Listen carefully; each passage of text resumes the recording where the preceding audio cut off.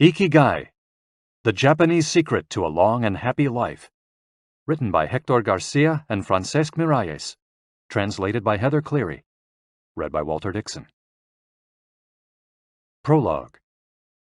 Ikigai, A Mysterious Word. This audiobook first came into being on a rainy night in Tokyo, when its authors sat down together for the first time in one of the city's tiny bars. We had each read each other's work, but had never met, thanks to the thousands of miles that separate Barcelona from the capital of Japan. Then a mutual acquaintance put us in touch, launching a friendship that led to this project and seems destined to last a lifetime. The next time we got together, a year later, we strolled through a park in downtown Tokyo and ended up talking about trends in Western psychology, specifically logotherapy, which helps people find their purpose in life. We remarked that Viktor Frankl's logotherapy had gone out of fashion among practicing therapists, who favored other schools of psychology, though people still search for meaning in what they do and how they live. We ask ourselves things like, what is the meaning of my life? Is the point just to live longer, or should I seek a higher purpose? Why do some people know what they want and have a passion for life, while others languish in confusion? At some point in our conversation, the mysterious word Ikigai came up. This Japanese concept, which translates roughly as the happiness of always being busy, is like logotherapy, but it goes a step beyond.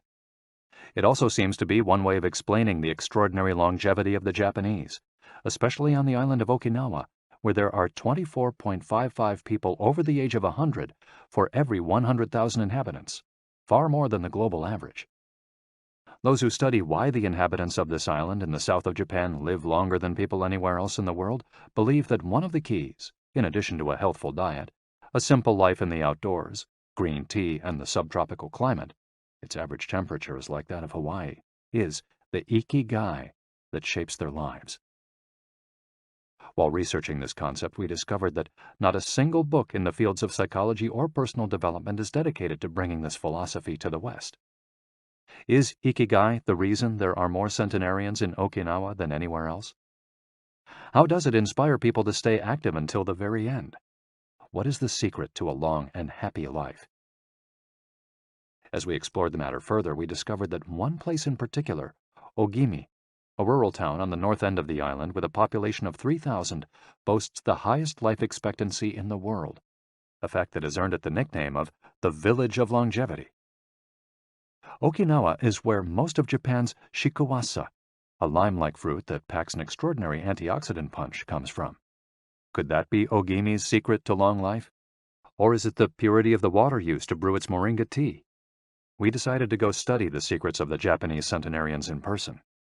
After a year of preliminary research, we arrived in the village, where residents speak an ancient dialect and practice an animist religion that features long-haired forest sprites called bunagaya, with our cameras and recording devices in hand.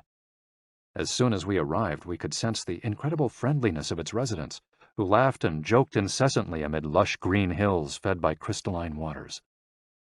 As we conducted our interviews with the eldest residents of the town, we realized that something far more powerful than just these natural resources was at work.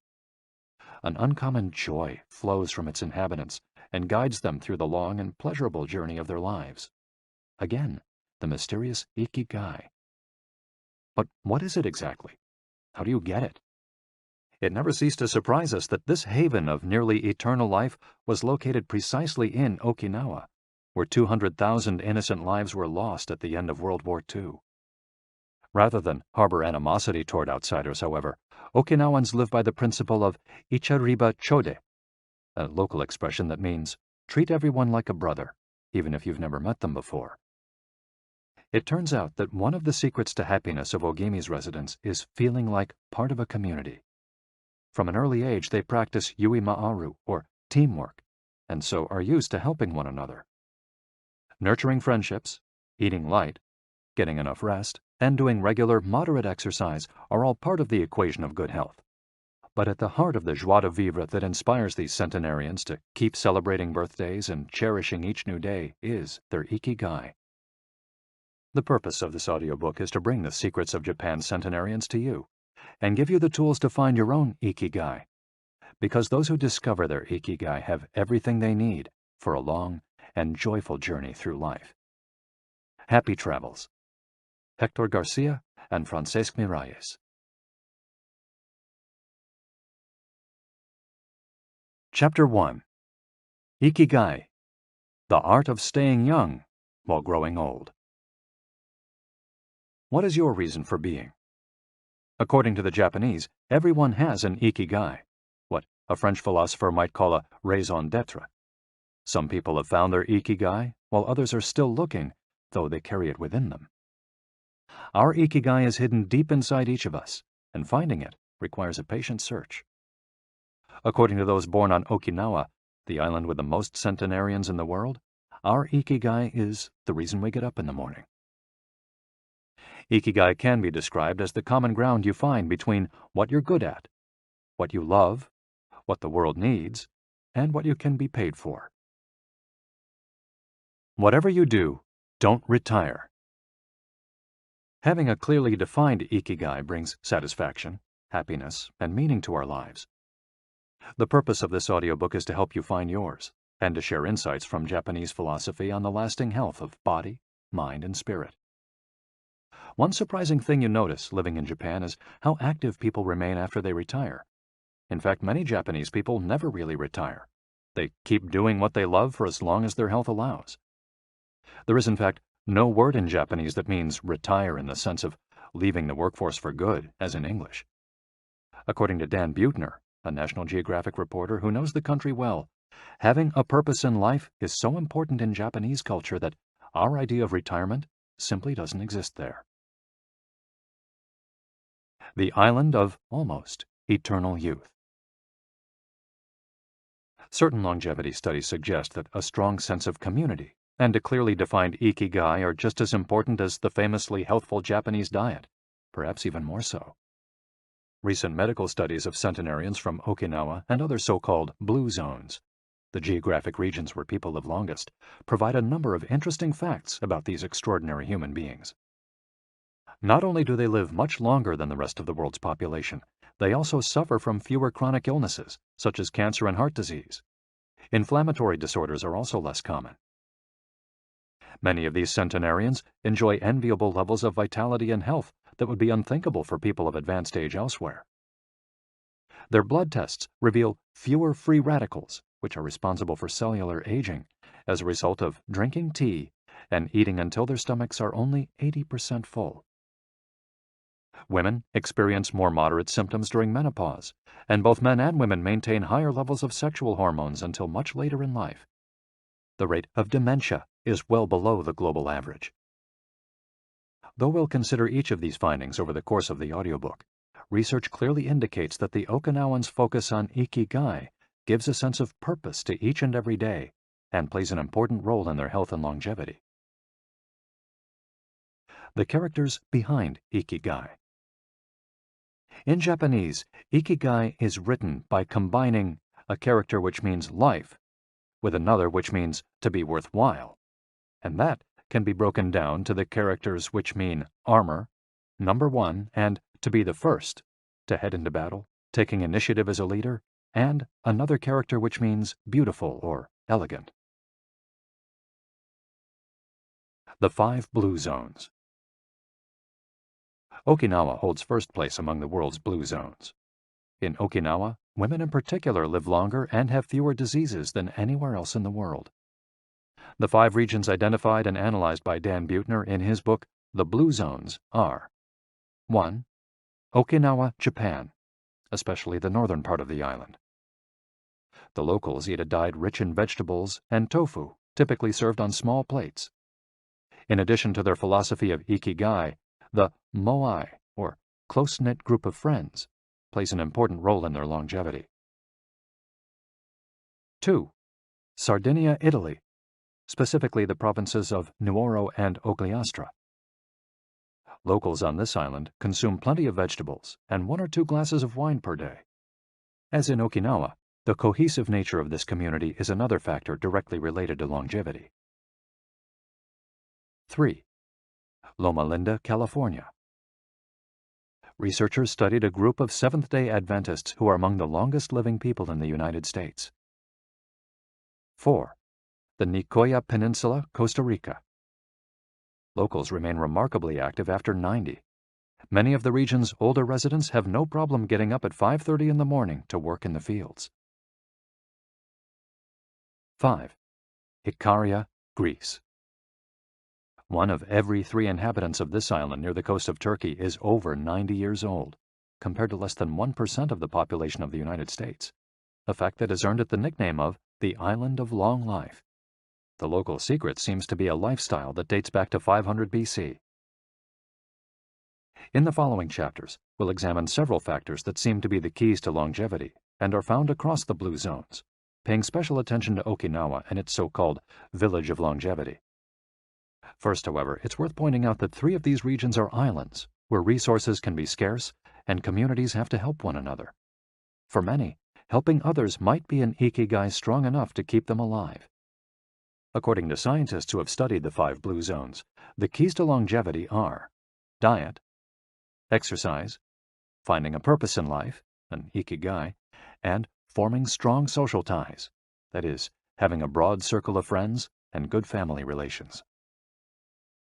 Members of these communities manage their time well in order to reduce stress, consume little meat or processed foods, and drink alcohol in moderation.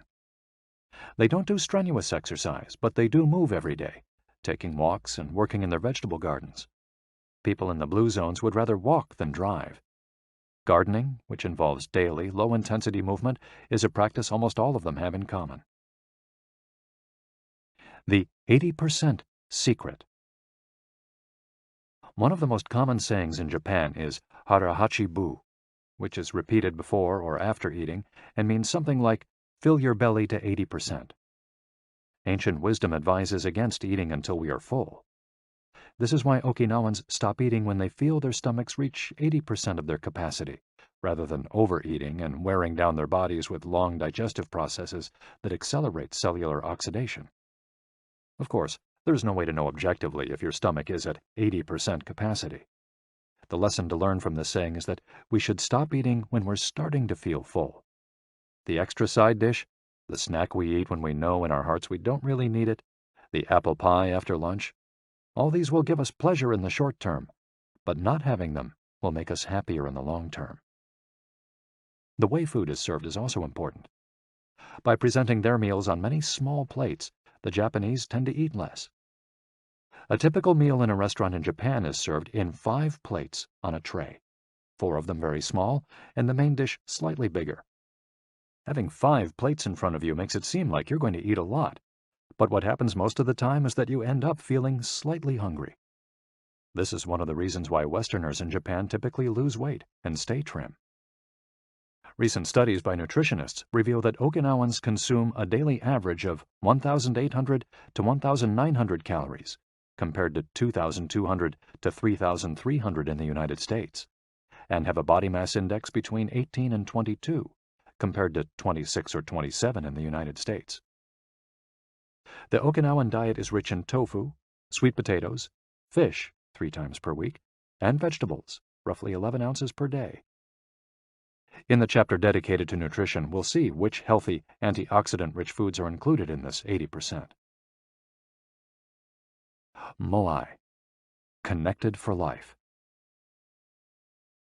It is customary in Okinawa to form close bonds within local communities. A moai is an informal group of people with common interests who look out for one another. For many, serving the community becomes part of their ikigai. The moai has its origins in hard times, when farmers would get together to share best practices and help one another cope with meager harvests. Members of a moai make a set monthly contribution to the group. This payment allows them to participate in meetings, dinners, games of go and shogi, Japanese chess, or whatever hobby they have in common. The funds collected by the group are used for activities, but if there's money left over, one member, decided on a rotating basis, receives a set amount from the surplus.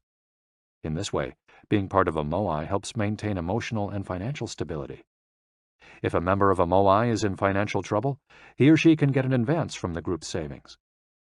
While the details of each moai's accounting practices vary according to the group and its economic means, the feeling of belonging and support gives the individual a sense of security and helps increase life expectancy. Following this brief introduction to the topics covered in this audiobook, we look at a few causes of premature aging in modern life, and then explore different factors related to Ikigai.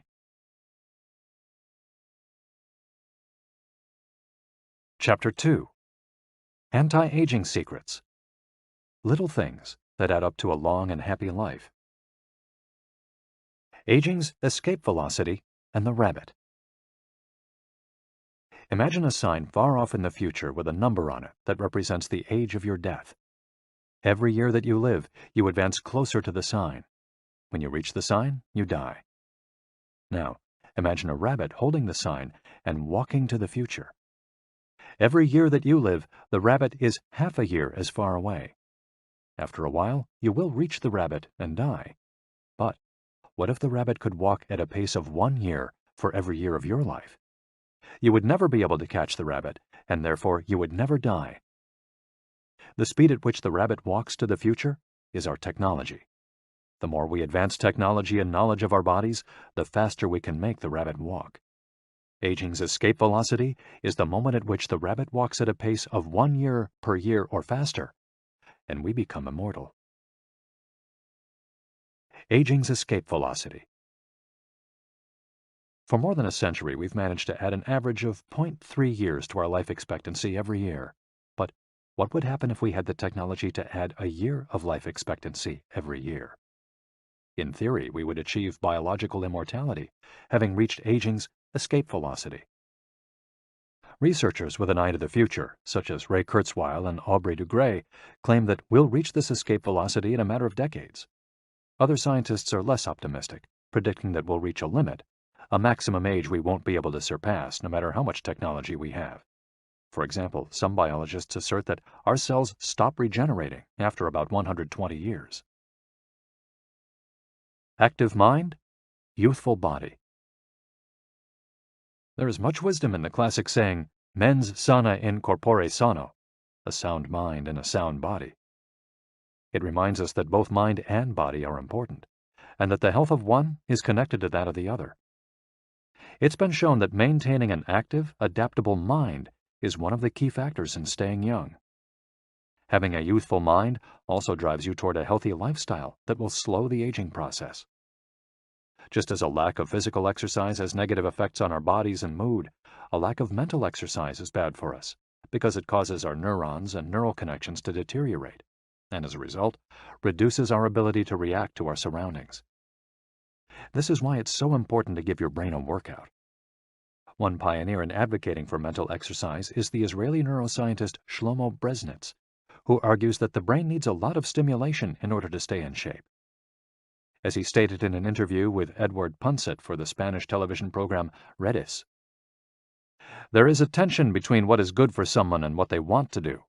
This is because people, especially older people, like to do things as they've always done them. The problem is that when the brain develops ingrained habits, it doesn't need to think anymore. Things get done quickly and efficiently on automatic pilot, often in a very advantageous way. This creates a tendency to stick to routines, and the only way of breaking these is to confront the brain with new information. Presented with new information, the brain creates new connections and is revitalized. This is why it's so important to expose yourself to change, even if stepping outside your comfort zone means feeling a bit of anxiety. The effects of mental training have been scientifically demonstrated. According to Collins Hemingway and Shlomo Brezhnitz in their book Maximum Brain Power, Challenging the Brain for Health and Wisdom, mental training is beneficial on many levels. You begin exercising your brain by doing a certain task for the first time, he writes, and at first it seems very difficult, but as you learn how to do it, the training is already working. The second time you realize that it's easier, not harder to do because you're getting better at it. This has a fantastic effect on a person's mood. In and of itself, it's a transformation that affects not only the results obtained, but also his or her self-image. This description of a mental workout might sound a bit formal, but simply interacting with others, playing a game, for example, offers new stimuli and helps prevent the depression that can come with solitude. Our neurons start to age while we're still in our 20s. This process is slowed, however, by intellectual activity, curiosity, and a desire to learn. Dealing with new situations, Learning something new every day, playing games, and interacting with other people seem to be essential for anti-aging strategies for the mind. Furthermore, a more positive outlook in this regard will yield greater mental benefits. Stress, accused of killing longevity. Many people seem older than they are. Research into the causes of premature aging has shown that stress has a lot to do with it, because the body wears down much faster during periods of crisis. The American Institute of Stress investigated this degenerative process and concluded that most health problems are caused by stress. Researchers at the Heidelberg University Hospital conducted a study in which they subjected a young doctor to a job interview, which they made even more stressful by forcing him to solve complex math problems for 30 minutes. Afterward, they took a blood sample. What they discovered was that his antibodies had reacted to stress the same way they react to pathogens, activating the proteins that trigger an immune response. The problem is that this response not only neutralizes harmful agents, it also damages healthy cells, leading them to age prematurely. The University of California conducted a similar study, taking data and samples from 39 women who had high levels of stress due to the illness of one of their children, and comparing them to samples from women with healthy children and low levels of stress. They found that stress promotes cellular aging by weakening cell structures known as telomeres, which affect cellular regeneration and how our cells age. As the study revealed, the greater the stress, the greater the degenerative effects on cells. How does stress work? These days, people live at a frantic pace and in a nearly constant state of competition. At this fever pitch, stress is a natural response to the information being received by the body as potentially dangerous or problematic. Theoretically, this is a useful reaction, as it helps us survive in hostile surroundings. Over the course of our evolution, we have used this response to deal with difficult situations and to flee from predators. The alarm that goes off in our head makes our neurons activate the pituitary gland, which produces hormones that release corticotropin, which in turn circulates through the body via the sympathetic nervous system. The adrenal gland is then triggered to release adrenaline and cortisol. Adrenaline raises our respiratory rate and pulse and prepares our muscles for action, getting the body ready to react to perceived danger, while cortisol increases the release of dopamine and blood glucose, which is what gets us charged up and allows us to face challenges. These processes are, in moderation, beneficial. They help us overcome challenges in our daily lives. Nonetheless, the stress to which human beings are subjected today is clearly harmful. Compare the lives of cave dwellers with modern humans. Cave dwellers were relaxed most of the time. Modern humans work most of the time and are alert to any and all threats. Cave dwellers felt stress only in very specific situations. Modern humans are online or waiting for notifications from their cell phones 24 hours a day. To cave dwellers, the threats were real. A predator could end their lives at any moment. For modern humans, the brain associates the ping of a cell phone or an email notification with the threat of a predator. For cave dwellers, high doses of cortisol and adrenaline at moments of danger kept the body healthy. In modern humans, low doses of cortisol flow constantly through the body, with implications for a range of health problems, including adrenal fatigue and chronic fatigue syndrome.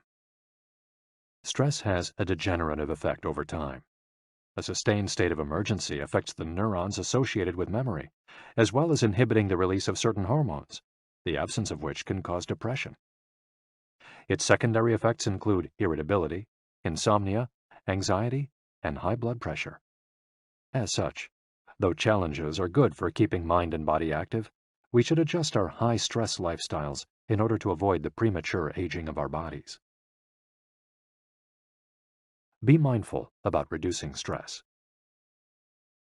Whether or not the threats we perceive are real, stress is an easily identifiable condition that not only causes anxiety, but is also highly psychosomatic, affecting everything from our digestive system to our skin. This is why prevention is so important in avoiding the toll that stress takes on us, and why many experts recommend practicing mindfulness. The central premise of this stress reduction method is focusing on the self, noticing our responses, even if they are conditioned by habit, in order to be fully conscious of them. In this way, we connect with the here and now and limit thoughts that tend to spiral out of control. We have to learn to turn off the autopilot that's steering us in an endless loop. We all know people who snack while talking on the phone or watching the news. You ask them if the omelet they just ate had an onion in it, and they can't tell you, says Roberto Alcibar, who abandoned his fast-paced life to become a certified instructor of mindfulness after an illness threw him into a period of acute stress. One way to reach such a state of mindfulness is through meditation, which helps filter the information that reaches us from the outside world. It can also be achieved through breathing exercises, yoga, and body scans. Achieving mindfulness involves a gradual process of training, but with a bit of practice, we can learn to focus our mind completely, which reduces stress and helps us live longer. A little stress is good for you. While sustained, intense stress is a known enemy of longevity and both mental and physical health, low levels of stress have been shown to be beneficial. After observing a group of test subjects for more than 20 years, Dr. Howard S. Friedman, a psychology professor at the University of California, Riverside, discovered that people who maintained a low level of stress, who faced challenges and put their heart and soul into their work in order to succeed, lived longer than those who chose a more relaxed lifestyle and retired earlier. From this, he concluded that a small dose of stress is a positive thing, as those who live with low levels of stress tend to develop healthier habits, smoke less, and drink less alcohol. Given this, it's not surprising that many of the super centenarians, people who live to be 110 or more, whom you'll meet in this audiobook, talk about having lived intense lives and working well into old age. A lot of sitting will age you. In the Western world in particular, the rise in sedentary behavior has led to numerous diseases, such as hypertension and obesity, which in turn affect longevity. Spending too much time seated at work or at home not only reduces muscular and respiratory fitness, but also increases appetite and curbs the desire to participate in activities. Being sedentary can lead to hypertension, imbalanced eating, cardiovascular disease, osteoporosis, and even certain kinds of cancer. Recent studies have shown a connection between a lack of physical activity and the progressive distortion of telomeres in the immune system, which ages those cells and, in turn, the organism as a whole. This is a problem at all life stages, not only among adults. Sedentary children suffer from high rates of obesity and all its associated health issues and risks, which is why it's so important to develop a healthy and active lifestyle at an early age. It's easy to be less sedentary. It just takes a bit of effort and a few changes to your routine. We can access a more active lifestyle that makes us feel better inside and out. We just have to add a few ingredients to our everyday habits. Walk to work, or just go on a walk, for at least 20 minutes each day. Use your feet instead of an elevator or escalator. This is good for your posture, your muscles, and your respiratory system, among other things. Participate in social or leisure activities, so that you don't spend too much time in front of the television. Replace your junk food with fruit, and you'll have less of an urge to snack and more nutrients in your system. Get the right amount of sleep. 7 to 9 hours is good, but any more than that makes us lethargic. Play with children or pets, or join a sports team. This not only strengthens the body, but also stimulates the mind and boosts self-esteem. Be conscious of your daily routine in order to detect harmful habits and replace them with more positive ones. By making these small changes, we can begin to renew our bodies and minds and increase our life expectancy. A model's best-kept secret.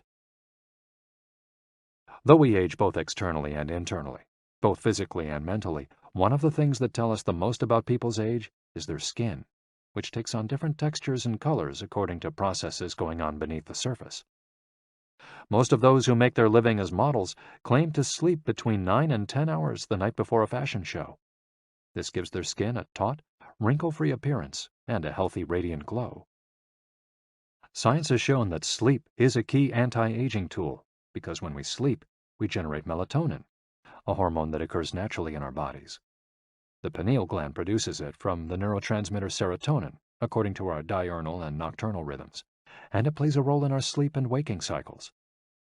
A powerful antioxidant, melatonin, helps us live longer and also offers the following benefits. It strengthens the immune system. It contains an element that protects against cancer. It promotes the natural production of insulin.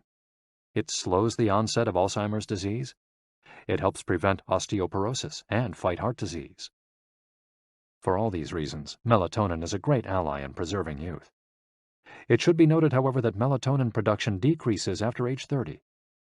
We can compensate for this by eating a balanced diet and getting more calcium, soaking up a moderate amount of sun each day, getting enough sleep, avoiding stress, alcohol, tobacco, and caffeine, all of which make it harder to get a good night's rest, depriving us of the melatonin we need. Experts are trying to determine whether artificially stimulating production of melatonin might help slow the aging process, which would confirm the theory that we already carry the secret to longevity within us. Anti-aging attitudes. The mind has tremendous power over the body and how quickly it ages. Most doctors agree that the secret to keeping the body young is keeping the mind active, a key element of Ikigai, and not caving in when we face difficulties throughout our lives. One study, conducted at Yeshiva University, found that the people who live the longest have two dispositional traits in common: a positive attitude and a high degree of emotional awareness. In other words, those who face challenges with a positive outlook and are able to manage their emotions are already well on their way toward longevity. A stoic attitude, serenity in the face of a setback, can also help keep you young, as it lowers anxiety and stress levels and stabilizes behavior. This can be seen in the greater life expectancies of certain cultures with unhurried, deliberate lifestyles. Many centenarians and supercentenarians have similar profiles. They've had full lives that were difficult at times, but they knew how to approach these challenges with a positive attitude and not be overwhelmed by the obstacles they faced. Alexander Imich, who in 2014 became the world's oldest living man at age 111, knew he had good genes, but understood that other factors contributed too. "The life you live is equally or more important for longevity," he said in an interview with Reuters after being added to Guinness World Records in 2014. An Ode to Longevity. During our stay in Ogimi, the village that holds the Guinness record for longevity, a woman who was about to turn 100 years old sang the following song for us in a mixture of Japanese and the local dialect. "To keep healthy and have a long life, eat just a little of everything with relish. Go to bed early, get up early, and then go out for a walk. We live each day with serenity, and we enjoy the journey. To keep healthy and have a long life, we get on well with all our friends. Spring, summer, fall, winter, we happily enjoy all the seasons. The secret is not to get distracted by how old the fingers are, from the fingers to the head and back once again.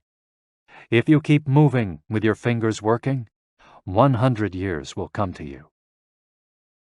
We can now use our fingers to play the next chapter, where we'll look at the close relationship between longevity and discovering our life's mission. Chapter 3. From LogoTherapy to Ikigai. How to live longer and better by finding your purpose. What is logotherapy?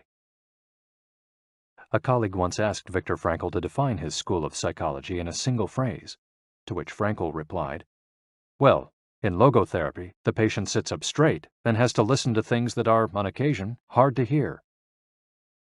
The colleague had just described psychoanalysis to him in the following terms.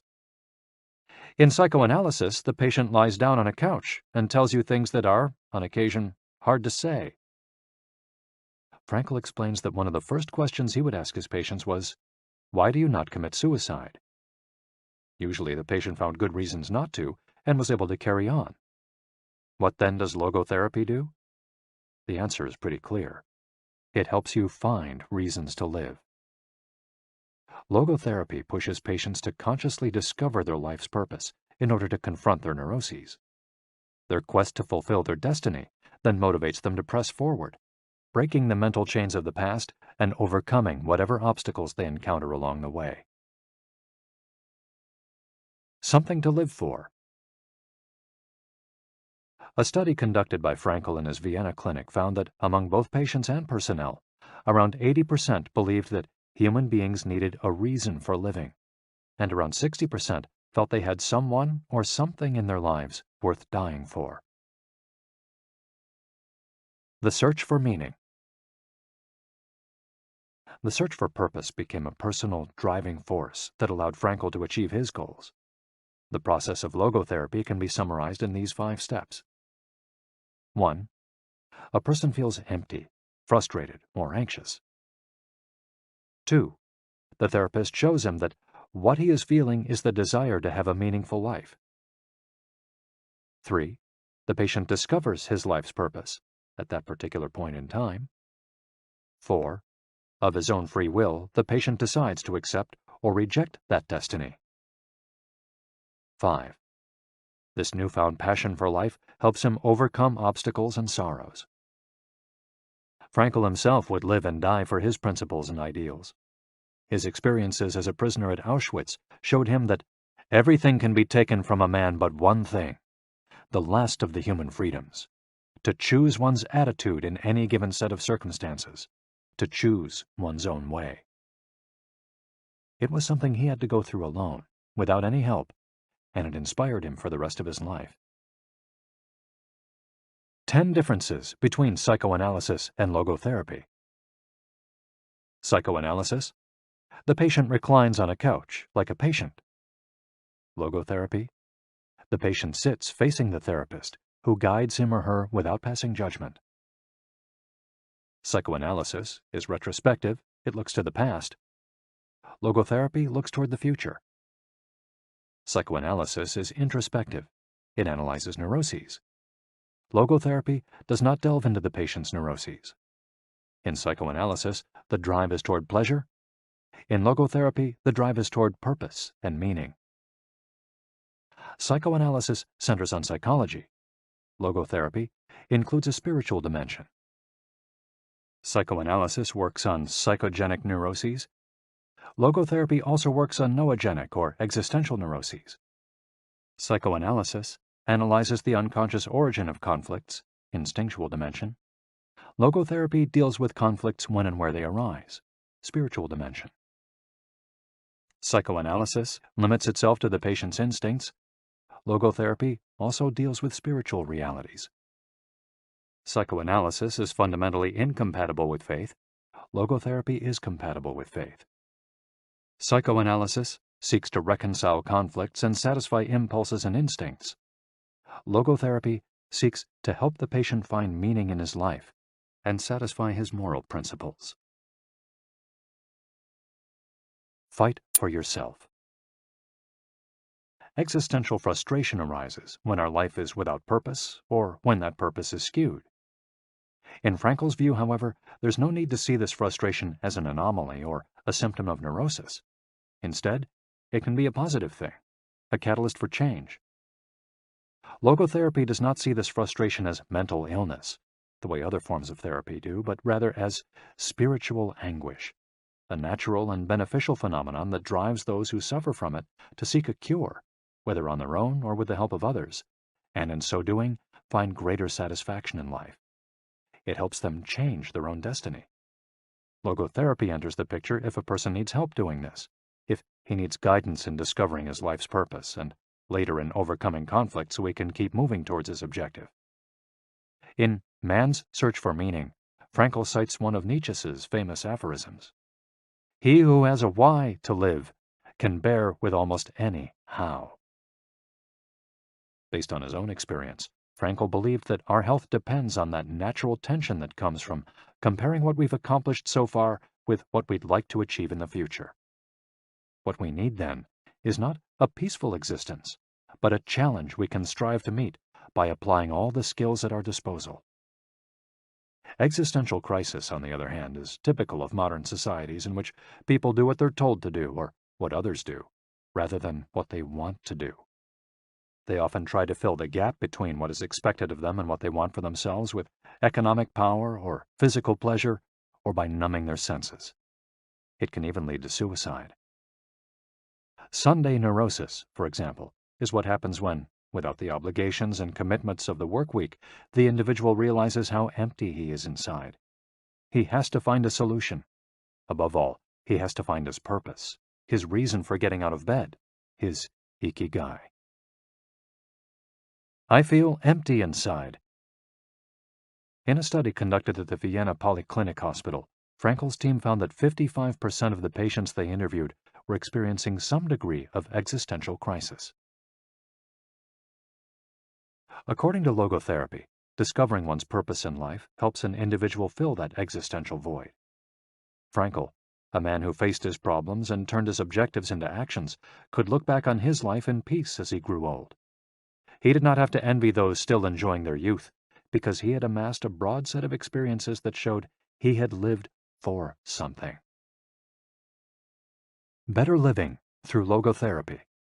A few key ideas. We don't create the meaning of our life, as Sartre claimed. We discover it. We each have a unique reason for being, which can be adjusted or transformed many times over the years. Just as worry often brings about precisely the thing that was feared, excessive attention to a desire, or hyperintention, can keep that desire from being fulfilled. Humor can help break negative cycles and reduce anxiety. We all have the capacity to do noble or terrible things. The side of the equation we end up on depends on our decisions, not on the condition in which we find ourselves. In the following case studies, we'll look at 4 cases from Frankel's own practice in order to better understand the search for meaning and purpose. Case study: Viktor Frankl. In German concentration camps, as in those that would later be built in Japan and Korea, psychiatrists confirmed that the prisoners with the greatest chance of survival were those who had things they wanted to accomplish outside the camp, those who felt a strong need to get out of there alive. This was true of Frankl, who, after being released and successfully developing the school of logotherapy, realized he had been the first patient of his own practice. Frankl had a goal to achieve, and it made him persevere. He arrived at Auschwitz carrying a manuscript that contained all the theories and research he compiled over the course of his career, ready for publication. When it was confiscated, he felt compelled to write it all over again. And that need drove him, and gave his life meaning amid the constant horror and doubt of the concentration camp. So much so that over the years, and especially when he fell ill with typhus, he would jot down fragments and key words from the lost work on any scrap of paper he found. Case study: The American Diplomat. An important North American diplomat went to Frankl to pick up where he left off with a course of treatment he had started 5 years earlier in the United States. When Frankl asked him why he had started therapy in the first place, the diplomat answered that he hated his job and his country's international policies, which he had to follow and enforce. His American psychoanalyst, whom he had been seeing for years, insisted he make peace with his father so that his government and his job, both representations of the paternal figure, would seem less disagreeable. Frankl, however, showed him in just a few sessions that his frustration was due to the fact that he wanted to pursue a different career, and the diplomat concluded his treatment with that idea in mind. 5 years later, the former diplomat informed Frankl that he had been working during that time in a different profession, and that he was happy. In Frankl's view, the man not only didn't need all those years of psychoanalysis, he also couldn't even really be considered a patient in need of therapy. He was simply someone in search of a new life's purpose. As soon as he found it, his life took on deeper meaning. Case study: The Suicidal Mother. The mother of a boy who had died at age 11 was admitted to Frankl's clinic after she tried to kill herself and her other son. It was this other son, paralyzed since birth, who kept her from carrying out her plan. He did believe his life had a purpose, and if his mother killed them both, it would keep him from achieving his goals. The woman shared her story in a group session. To help her, Frankl asked another woman to imagine a hypothetical situation in which she lay on her deathbed, old and wealthy, but childless. The woman insisted that, in that case, she would have felt her life had been a failure. When the suicidal mother was asked to perform the same exercise, imagining herself on her deathbed, she looked back and realized that she had done everything in her power for her children. for both of them. She had given her paralyzed son a good life, and he had turned into a kind, reasonably happy person. To this she added, crying, "As for myself, I can look back peacefully on my life, for I can say my life was full of meaning, and I have tried hard to live it fully. I have done my best. I have done my best for my son. My life was no failure." In this way, by imagining herself on her deathbed and looking back, the suicidal mother found the meaning that, though she was not aware of it, her life already had. Case study: The grief-stricken doctor. An elderly doctor, unable to overcome the deep depression into which he'd fallen after the death of his wife 2 years earlier, went to Frankel for help. Instead of giving him advice or analyzing his condition, Frankel asked him what would have happened if he had been the one who died first. The doctor, horrified, answered that it would have been terrible for his poor wife, that she would have suffered tremendously. To which Frankel responded, "You see, doctor, you've spared her all that suffering, but the price you have to pay for this is to survive and mourn her." The doctor didn't say another word. He left Frankel's office in peace after taking the therapist's hand in his own. He was able to tolerate the pain in place of his beloved wife. His life had been given a purpose.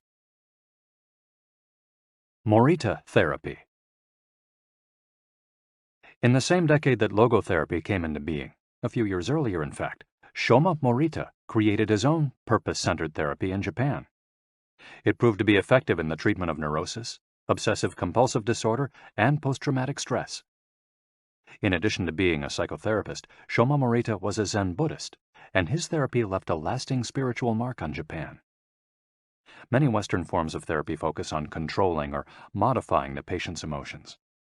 In the West, we tend to believe that what we think influences how we feel, which in turn influences how we act. In contrast, Morita therapy focuses on teaching patients to accept their emotions without trying to control them, since their feelings will change as a result of their actions. In addition to accepting the patient's emotions, Morita therapy seeks to create new emotions on the basis of actions. According to Morita, these emotions are learned through experience and repetition. Morita therapy is not meant to eliminate symptoms. Instead, it teaches us to accept our desires, anxieties, fears, and worries, and let them go. As Morita writes in his book, Morita Therapy and the True Nature of Anxiety-Based Disorders, in feelings, it is best to be wealthy and generous. Morita explained the idea of letting go of negative feelings with the following fable. A donkey that is tied to a post by a rope will keep walking around the post in an attempt to free itself, only to become more immobilized and attached to the post. The same thing applies to people with obsessive thinking, who become more trapped in their own suffering when they try to escape from their fears and discomfort. The basic principles of Morita therapy. 1. Accept your feelings. If we have obsessive thoughts, we should not try to control them or get rid of them. If we do, they become more intense. Regarding human emotions, the Zen master would say, if we try to get rid of one wave with another, we end up with an infinite sea. We don't create our feelings. They simply come to us, and we have to accept them. The trick is welcoming them. Morita likened emotions to the weather. We can't predict or control them. We can only observe them. To this point, he often quoted the Vietnamese monk Thich Nhat Hanh, who would say, "Hello, solitude. How are you today? Come, sit with me, and I will care for you." 2. Do what you should be doing. We shouldn't focus on eliminating symptoms, because recovery will come on its own. We should focus instead on the present moment, and if we're suffering, on accepting that suffering. Above all, we should avoid intellectualizing the situation. The therapist's mission is to develop the patient's character so he or she can face any situation, and character is grounded in the things we do. Morita therapy does not offer its patients explanations, but rather allows them to learn from their actions and activities. It doesn't tell you how to meditate or how to keep a diary the way Western therapies do. It's up to the patient to make discoveries through experience. 3. Discover your life's purpose. We can't control our emotions, but we can take charge of our actions every day. This is why we should have a clear sense of our purpose and always keep Morita's mantra in mind. What do we need to be doing right now? What action should we be taking? The key to achieving this is having dared to look inside yourself to find your Ikigai. The 4 phases of Morita therapy. Morita's original treatment, which lasts 15 to 21 days, consists of the following stages. 1. Isolation and rest, 5 to 7 days. During the first week of treatment, the patient rests in a room without any external stimuli. No television, books, family, friends, or speaking. All the patient has is his thoughts. He lies down for most of the day and is visited regularly by the therapist, who tries to avoid interacting with him as much as possible. The therapist simply advises the patient to continue observing the rise and fall of his emotions as he lies there. When the patient gets bored and wants to start doing things again, he's ready to move on to the next stage of therapy. 2. Light occupational therapy, 5 to 7 days. In this stage, the patient performs repetitive tasks in silence. One of these is keeping a diary about his thoughts and feelings. The patient goes outside after a week of being shut in, takes walks in nature, and does breathing exercises. He also starts doing simple activities such as gardening, drawing, or painting. During this stage, the patient is still not allowed to talk to anyone except the therapist. 3. Occupational therapy, 5 to 7 days. In this stage, the patient performs tasks that require physical movement. Dr. Morita liked to take his patients to the mountains to chop wood. In addition to physical tasks, the patient is also immersed in other activities such as writing, painting, or making ceramics. The patient can speak with others at this stage, but only about the tasks at hand. 4. The return to social life and the real world. The patient leaves the hospital and is reintroduced to social life, but maintains the practices of meditation and occupational therapy developed during treatment. The idea is to re-enter society as a new person, with a sense of purpose, and without being controlled by social or emotional pressures. Nikon meditation. Morita was a great Zen master of Nikon introspective meditation. Much of his therapy draws on his knowledge and mastery of this school, which centers on 3 questions the individual must ask him or herself. 1. What have I received from person X? 2. What have I given to person X? 3. What problems have I caused person X? Through these reflections, we stop identifying others as the cause of our problems and deepen our own sense of responsibility. As Morita said, if you are angry and want to fight, think about it for 3 days before coming to blows. After 3 days, the intense desire to fight will pass on its own. And now, Ikigai. LogoTherapy and Morita therapy are both grounded in a personal, unique experience that you can access without therapists or spiritual retreats. The mission of finding your Ikigai, your existential fuel. Once you find it, it's only a matter of having the courage and making the effort to stay on the right path. In the following chapters, we'll take a look at the basic tools you'll need to get moving along that path. Finding flow in the tasks you've chosen to do, eating in a balanced and mindful way, doing low-intensity exercise, and learning not to give in when difficulties arise. In order to do this, you have to accept that the world, like the people who live in it, is imperfect, but that it's still full of opportunities for growth and achievement. Are you ready to throw yourself into your passion as if it were the most important thing in the world? Chapter 4. Find flow in everything you do.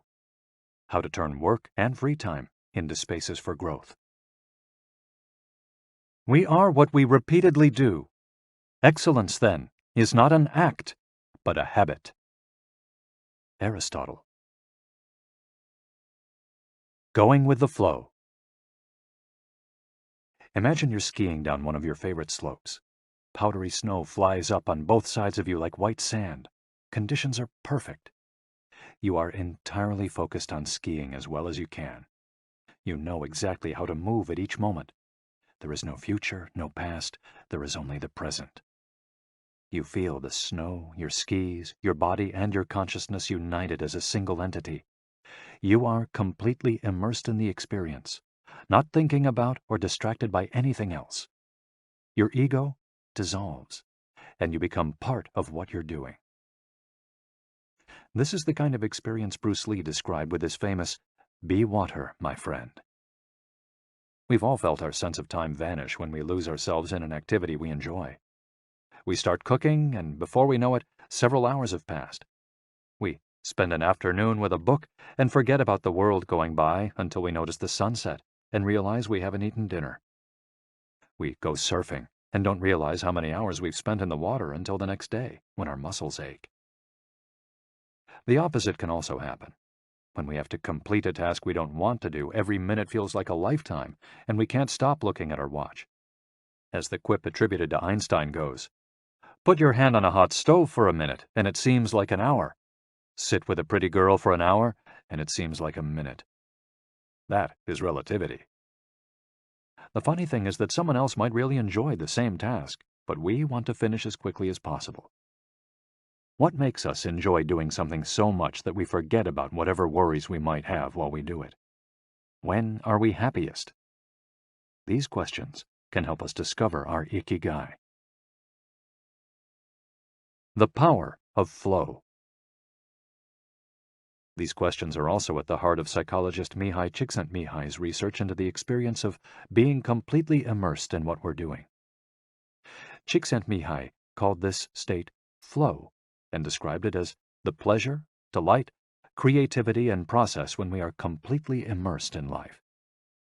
There is no magic recipe for finding happiness, for living according to your Ikigai, but one key ingredient is the ability to reach this state of flow, and, through this state, have an optimal experience.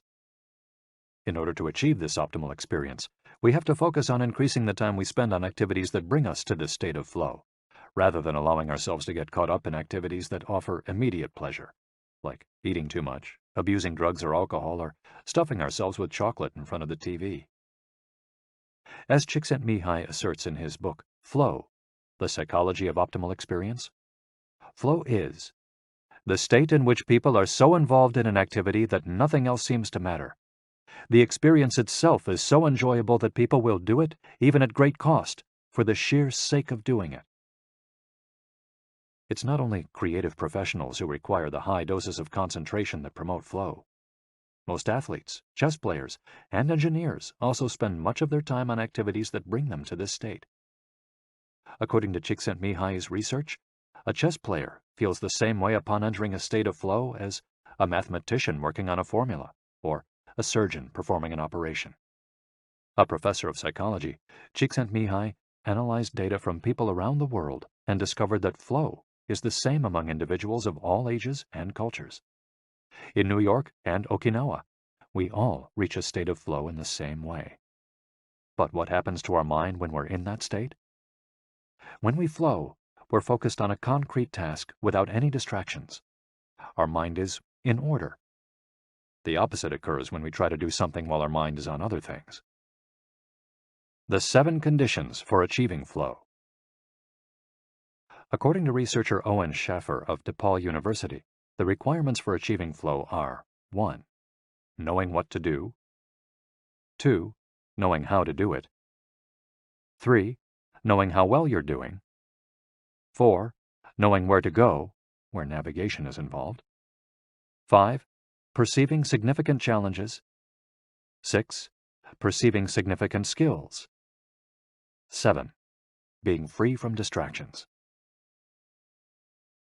If you often find yourself losing focus while working on something you consider important, there are several strategies you can employ to increase your chances of achieving.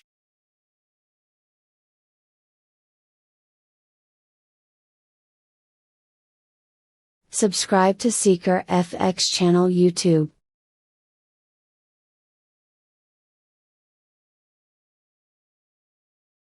Strategy number 1. Choose a difficult task, but not too difficult. Schaffer's model encourages us to take on tasks that we have a chance of completing, but that are slightly outside our comfort zone. Every task, sport or job, has a set of rules, and we need a set of skills to follow them.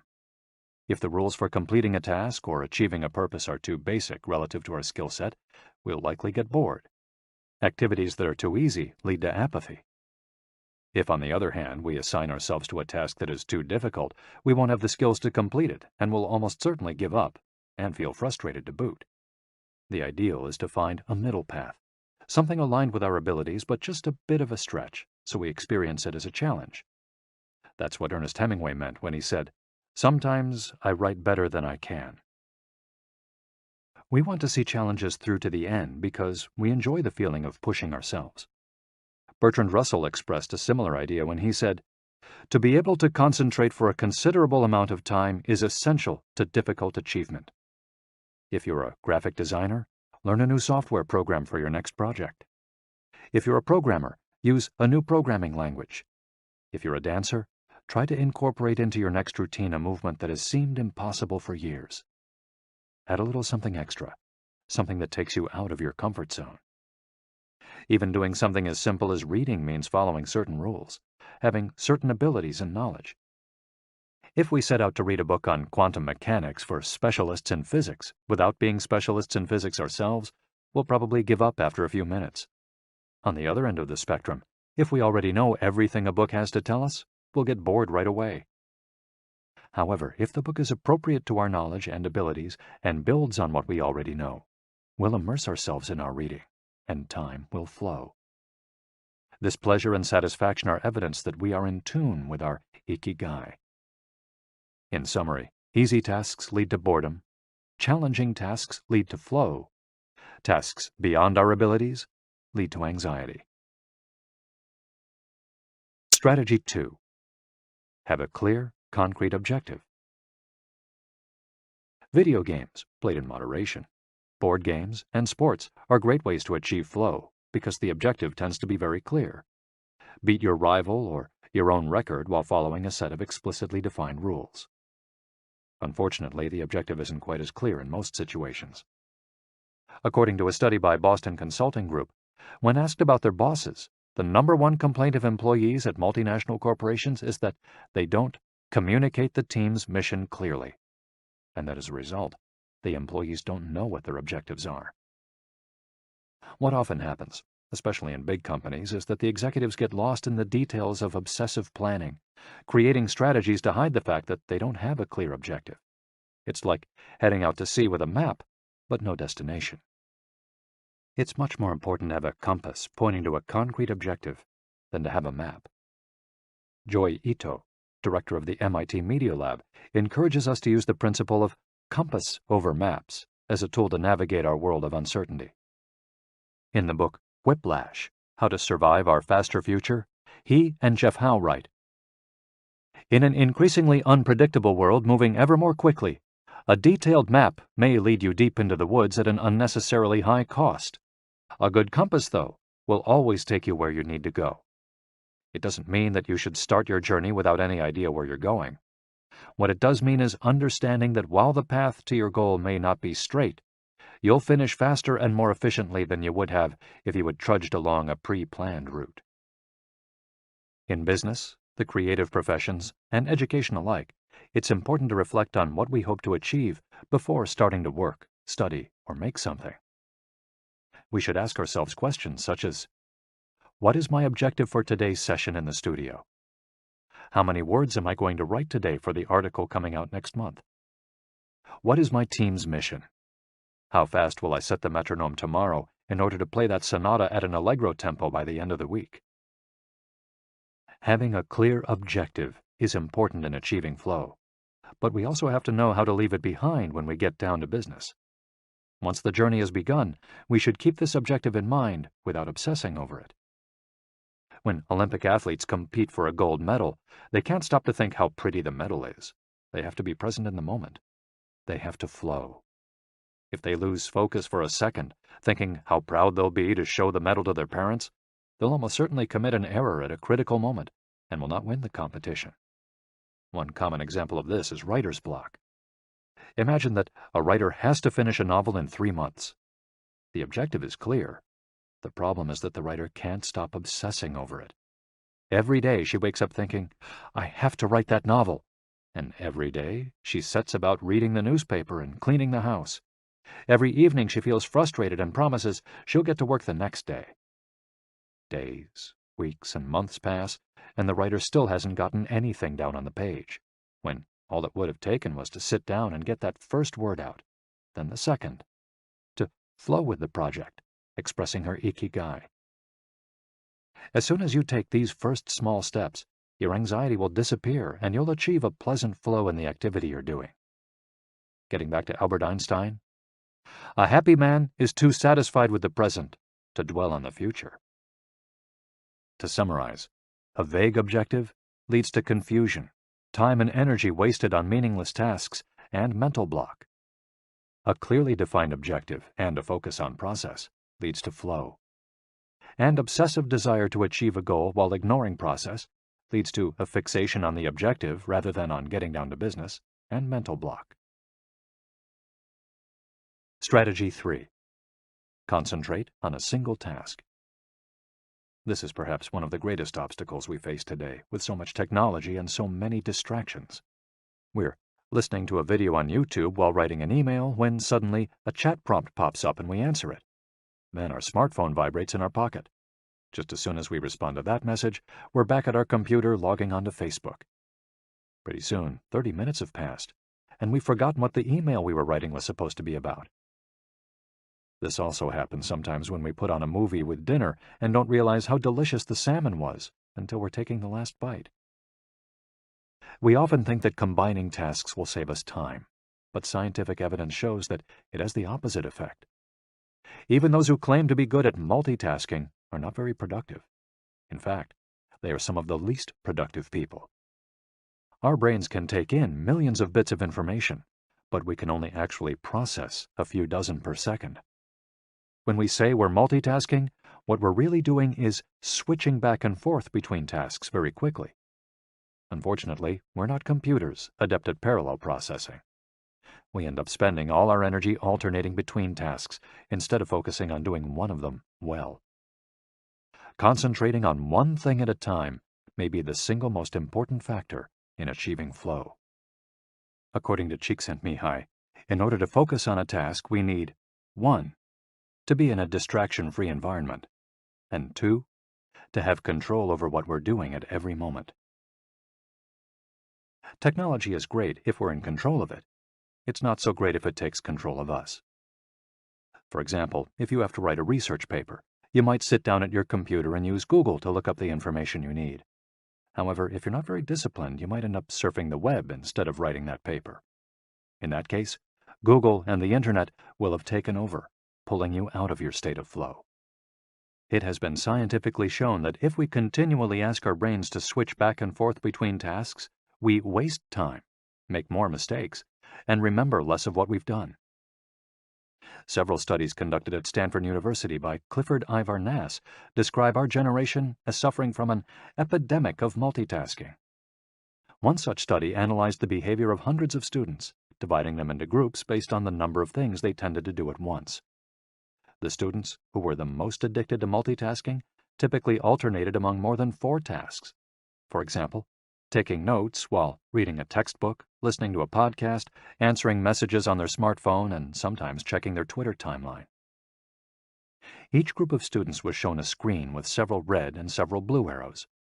The objective of the exercise was to count the red arrows. At first, all the students answered correctly right away, without much trouble. As the number of blue arrows increased, the number of red arrows stayed the same, only their position changed, however. The students accustomed to multitasking had serious trouble counting the red arrows in the time allotted, or as quickly as the students who did not habitually multitask, for one very simple reason. They got distracted by the blue arrows. Their brains were trained to pay attention to every stimulus, regardless of its importance, while the brains of other students were trained to focus on a single task, in this case, counting the red arrows and ignoring the blue ones. Other studies indicate that working on several things at once lowers our productivity by at least 60%, and our IQ by more than 10 points. One study funded by the Swedish Council for Working Life and Social Research found that a sample group of more than 4,000 young adults between the ages of 20 and 24 who were addicted to their smartphones got less sleep, felt less connected to their community at school, and were more likely to show signs of depression. In summary, concentrating on a single task makes achieving flow more likely, increases productivity, increases our power of retention, makes us less likely to make mistakes, helps us feel calm and in control of the task at hand, causes us to become more considerate as we pay full attention to those around us, and increases creativity. Multitasking makes achieving flow impossible, decreases productivity by 60%, though it doesn't seem to, makes it harder to remember things, makes us more likely to make mistakes, makes us feel stressed by the sensation that we're losing control, that our tasks are controlling us, causes us to hurt those around us through our addiction to stimuli, always checking our phones, always on social media, and reduces creativity. What can we do to avoid falling victim to this flow-impeding epidemic? How can we train our brains to focus on a single task? Here are a few ideas for creating a space and time free of distractions to increase our chances of reaching a state of flow, and thereby getting in touch with our Ikigai. Don't look at any kind of screen for the first hour you're awake and the last hour before you go to sleep. Turn off your phone before you achieve flow. There is nothing more important than the task you've chosen to do during this time. If this seems too extreme, enable the Do Not Disturb function so only the people closest to you contact you in case of emergency. Designate one day of the week, perhaps a Saturday or Sunday, a day of technical fasting, making exceptions for e-readers without Wi-Fi or MP3 players. Go to a cafe that doesn't have Wi-Fi. Read and respond to email only once or twice per day. Define those times clearly and stick to them. Try the Pomodoro technique. Get yourself a kitchen timer. Some are made to look like a pomodoro or a tomato, and commit to working on a single task as long as it's running. The Pomodoro technique recommends 25 minutes of work and 5 minutes of rest for each cycle, but you can also do 50 minutes of work and 10 minutes of rest. Find the pace that's best for you. The most important thing is to be disciplined in completing each cycle. Start your work session with a ritual you enjoy, and end it with a reward. Train your mind to return to the present when you find yourself getting distracted. Practice mindfulness or another form of meditation. Go for a walk or a swim, whatever will help you get centered again. Work in a space where you will not be distracted. If you can't do this at home, go to a library, a cafe, or, if your task involves playing the saxophone, a music studio. If you find that your surroundings continue to distract you, keep looking until you find the right place. Divide each activity into groups of related tasks and assign each group its own place and time.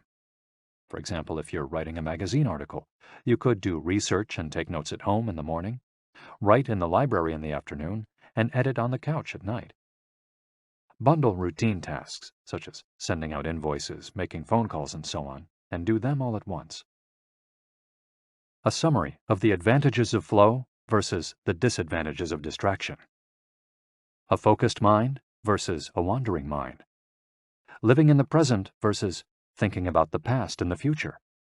Being free from worry versus having concerns about our daily life and the people around us invading our thoughts. Having the hours fly by versus having every minute seem endless. With flow, we feel in control.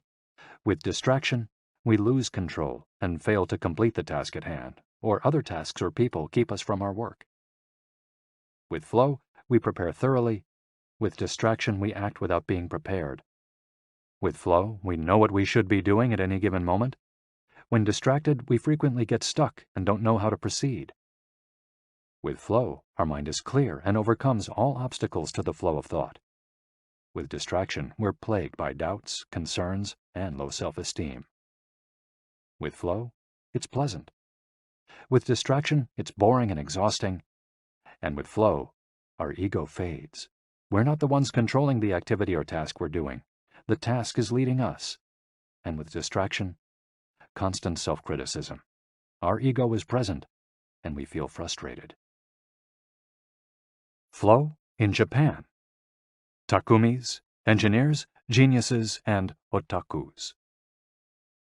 What do takumis, artisans, engineers, inventors, and otakus, fans of anime and manga, have in common? They all understand the importance of flowing with their ikigai at all times.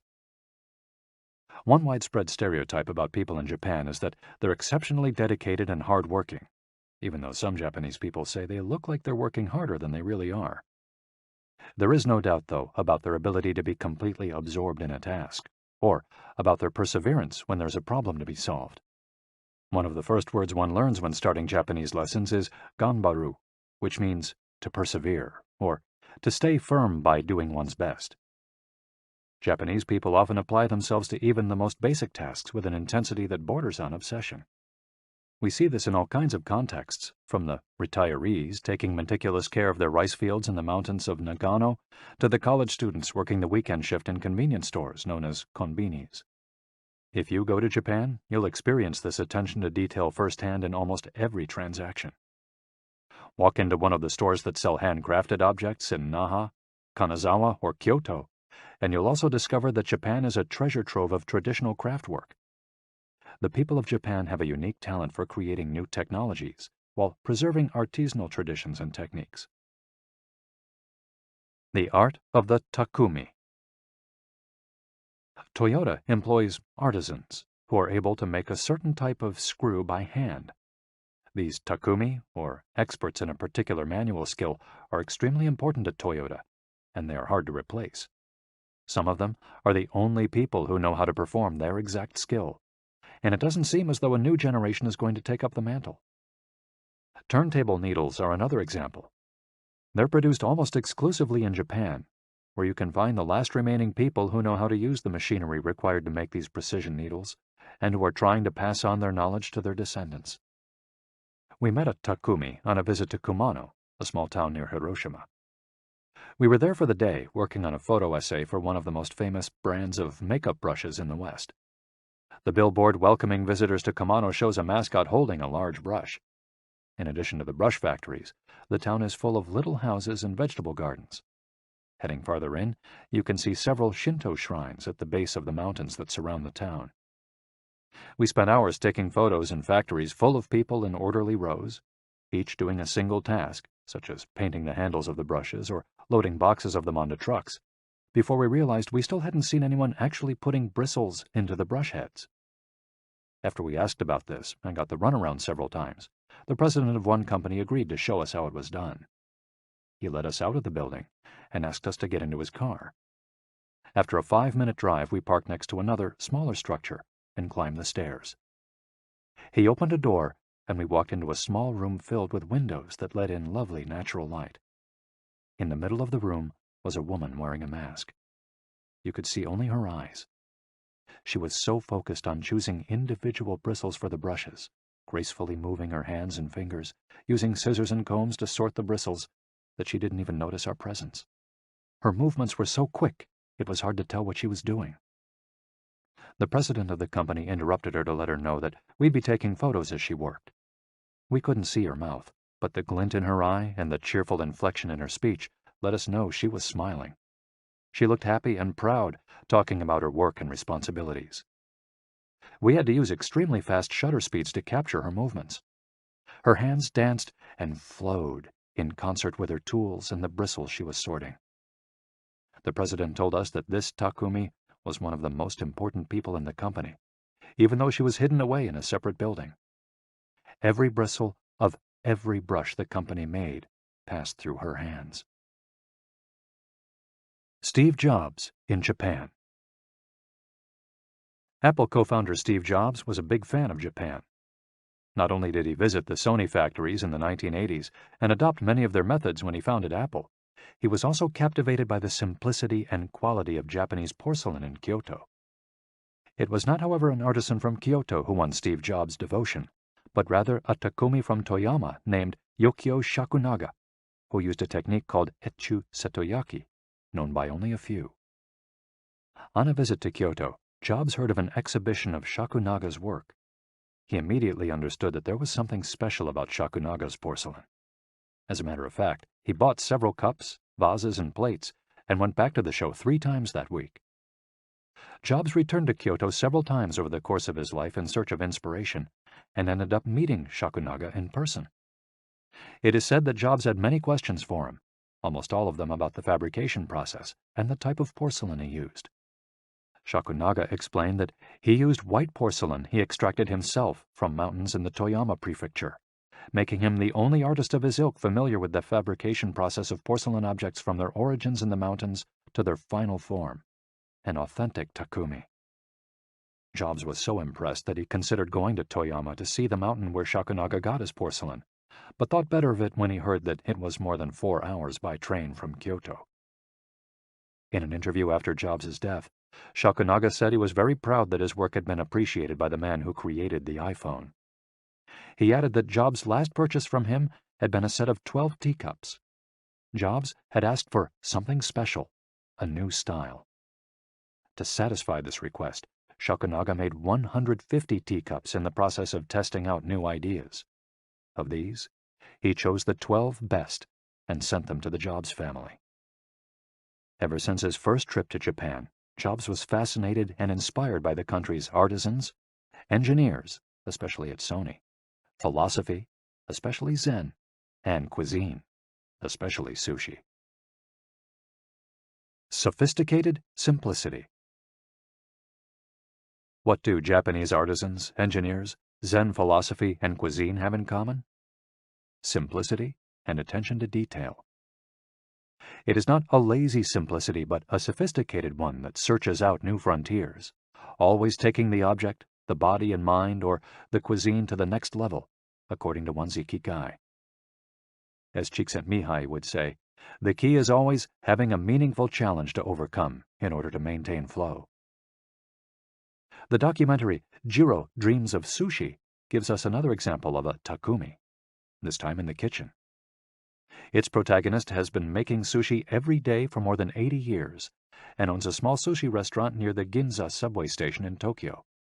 He and his son go every day to the famous Tsukiji fish market and choose the best fish to bring back to the restaurant. In the documentary, we see one of Jiro's apprentices learning to make tamago, a thin, slightly sweet omelet. No matter how hard he tries, he can't get Jiro's approval. He keeps practicing for years until he finally does. Why does the apprentice refuse to give up? Doesn't he get bored cooking eggs every day? No, because making sushi is his Ikigai too.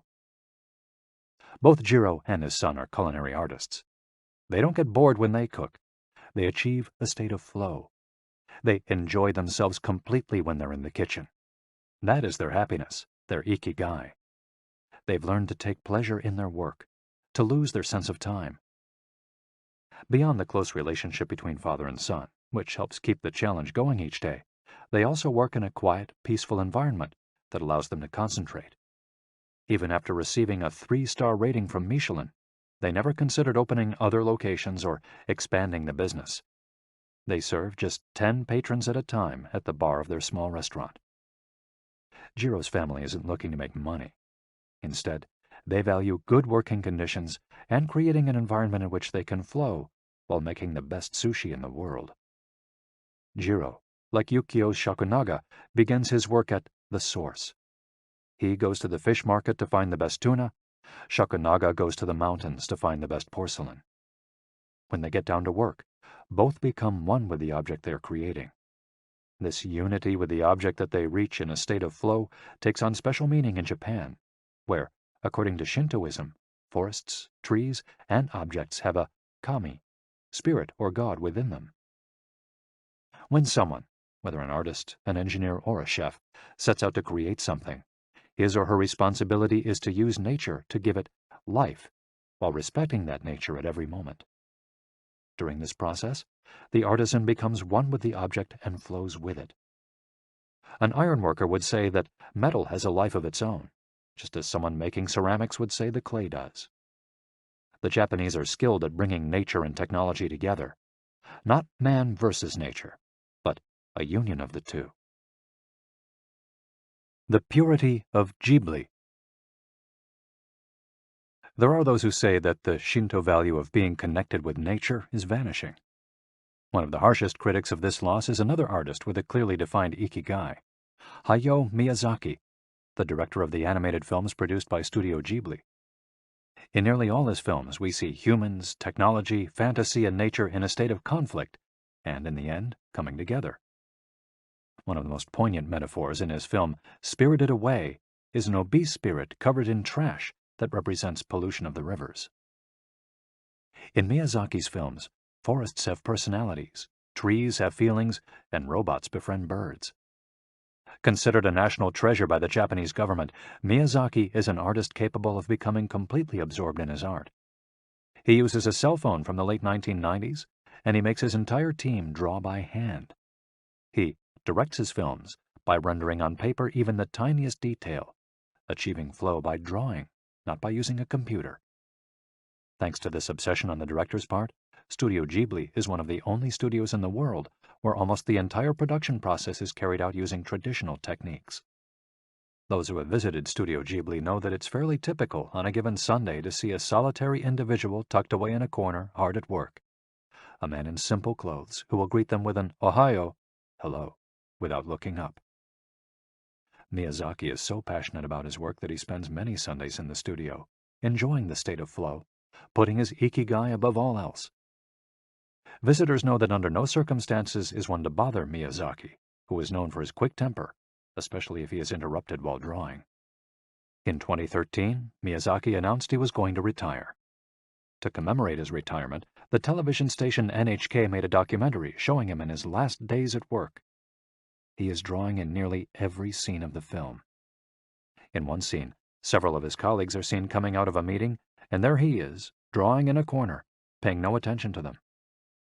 In another scene, he is shown walking to work on December 30th, a national holiday in Japan, and opening the doors of Studio Ghibli so he can spend the day there, drawing alone. Miyazaki can't stop drawing. The day after his retirement, instead of going on vacation or staying at home, he went to Studio Ghibli and sat down to draw. His colleagues put on their best poker faces, not knowing what to say. 1 year later, he announced he wouldn't make any more feature films, but that he would keep on drawing until the day he died. Can someone really retire if he's passionate about what he does? The recluses. It is not only the Japanese who have this capacity. There are artists and scientists all over the world with strong, clear ikigais. They do what they love until their dying day. The last thing Einstein wrote before closing his eyes forever was a formula that attempted to unite all the forces of the universe in a single theory. When he died, he was still doing what he loved. If he hadn't been a physicist, he said, he would have been happy as a musician. When he wasn't focused on physics or mathematics, he enjoyed playing the violin. Reaching a state of flow while working on his formulas or playing music, his two ikigais, brought him endless pleasure. Many such artists might seem misanthropic or reclusive, but what they are really doing is protecting the time that brings them happiness, sometimes at the expense of other aspects of their lives. They are outliers who apply the principles of flow to their lives to an extreme. Another example of this kind of artist is the novelist Haruki Murakami. He sees only a close circle of friends and appears in public in Japan only once every few years. Artists know how important it is to protect their space, control their environment, and be free from distractions if they want to flow with their ikigai. Microflow. Enjoying mundane tasks. But what happens when we have to, say, do the laundry, mow the lawn, or attend to paperwork? Is there a way to make these mundane tasks enjoyable? Near the Shinjuku subway station, in one of the neural centers of Tokyo, there is a supermarket that still employs elevator operators.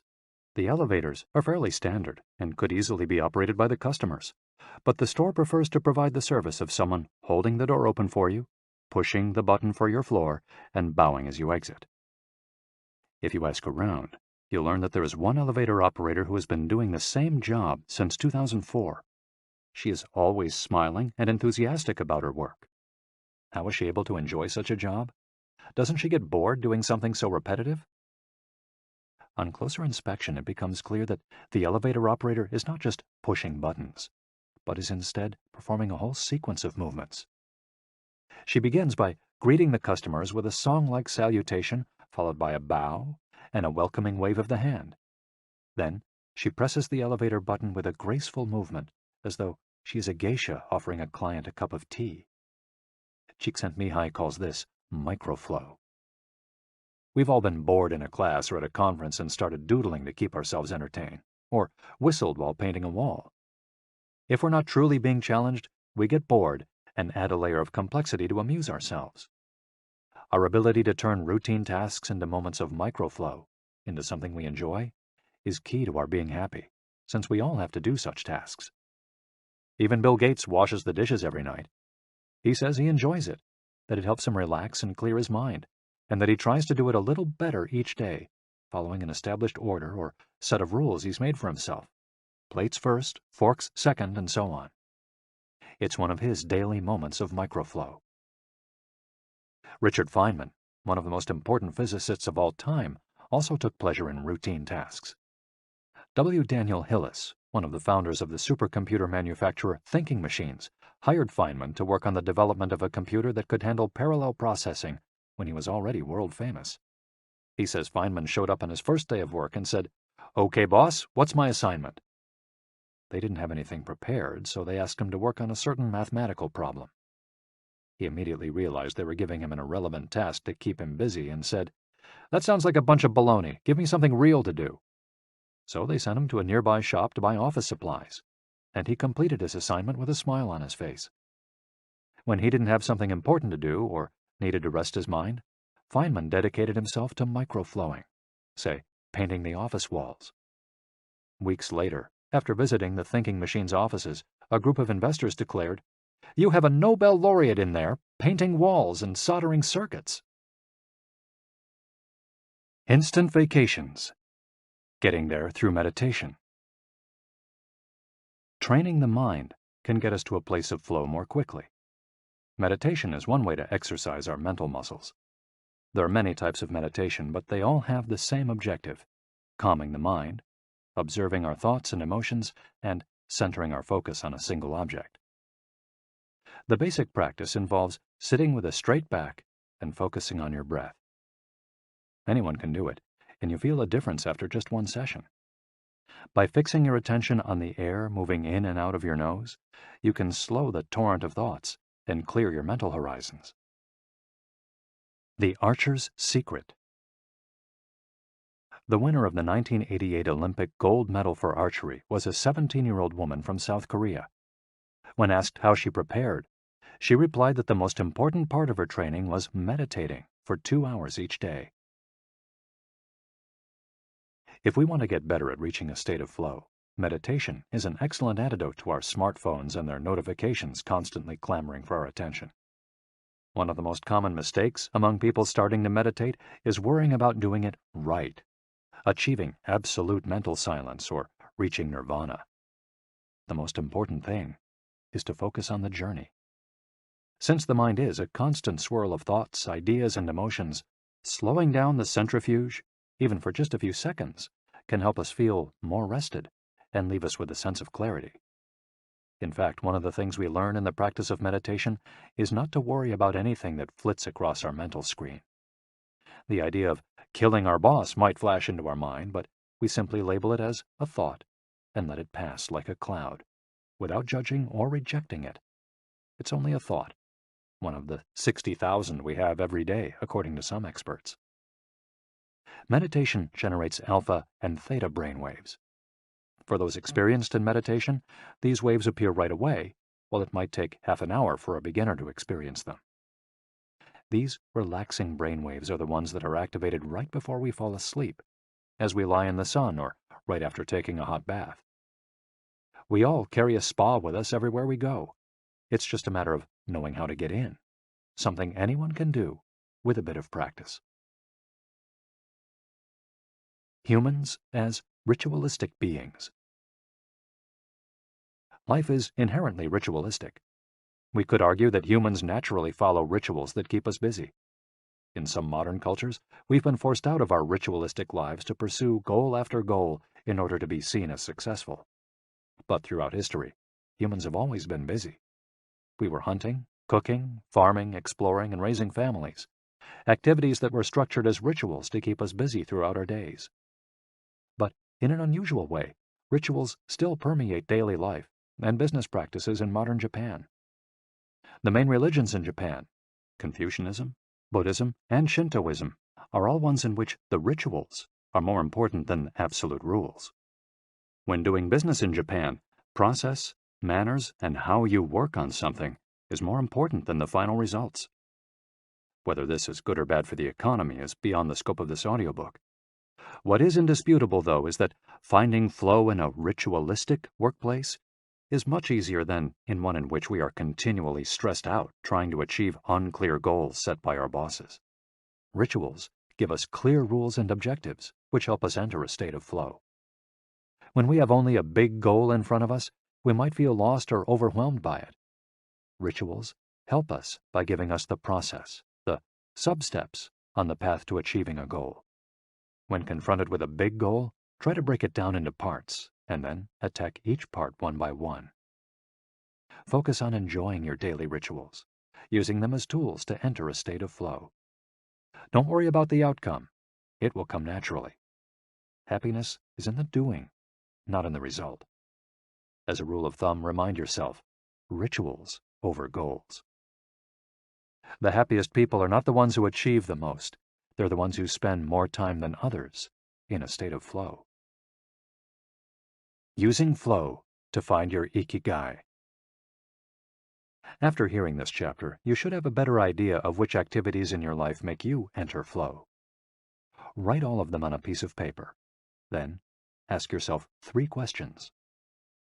What do the activities that drive you to flow have in common? Why do these activities drive you to flow? For example, are all the activities you most like doing ones that you practice alone or with other people? Do you flow more when doing things that require you to move your body, or just to think? In the answers to these questions, you might find the underlying Ikigai that drives your life. If you don't, then keep searching by going deeper into what you like by spending more of your time in the activities that make you flow. Also, try new things that are not on the list of what makes you flow, but that are similar and that you're curious about. For example, if photography is something that drives you into flow, you could also try painting. You might even like it more. Or if you love snowboarding and have never tried surfing, flow is mysterious. It's like a muscle. The more you train it, the more you will flow, and the closer you'll be to your Ikigai.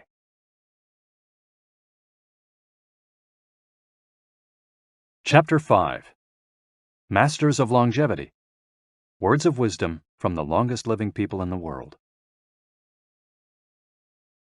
When we started working on this audiobook, we didn't want to just research the factors that contribute to a long and happy life. We wanted to hear from the true masters of this art. The interviews we conducted in Okinawa merit their own chapter, but in the section that precedes it, we've provided an overview of the life philosophies of a few international champions of longevity. We're talking about super centenarians, people who live to 110 years of age or more.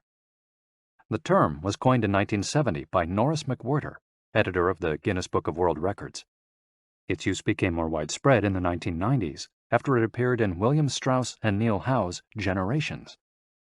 Today, there are an estimated 300 to 450 super centenarians in the world, although the age of only around 75 of them has been confirmed. They aren't superheroes, but we could see them as such for having spent far more time on this planet than the average life expectancy would predict. Given the rise in life expectancy around the world, the number of supercentenarians might also increase. A healthy and purposeful life could help us join their ranks. Let's take a look at what a few of them have to say. Misao Okawa, 117. Eat and sleep, and you'll live a long time. You have to learn to relax.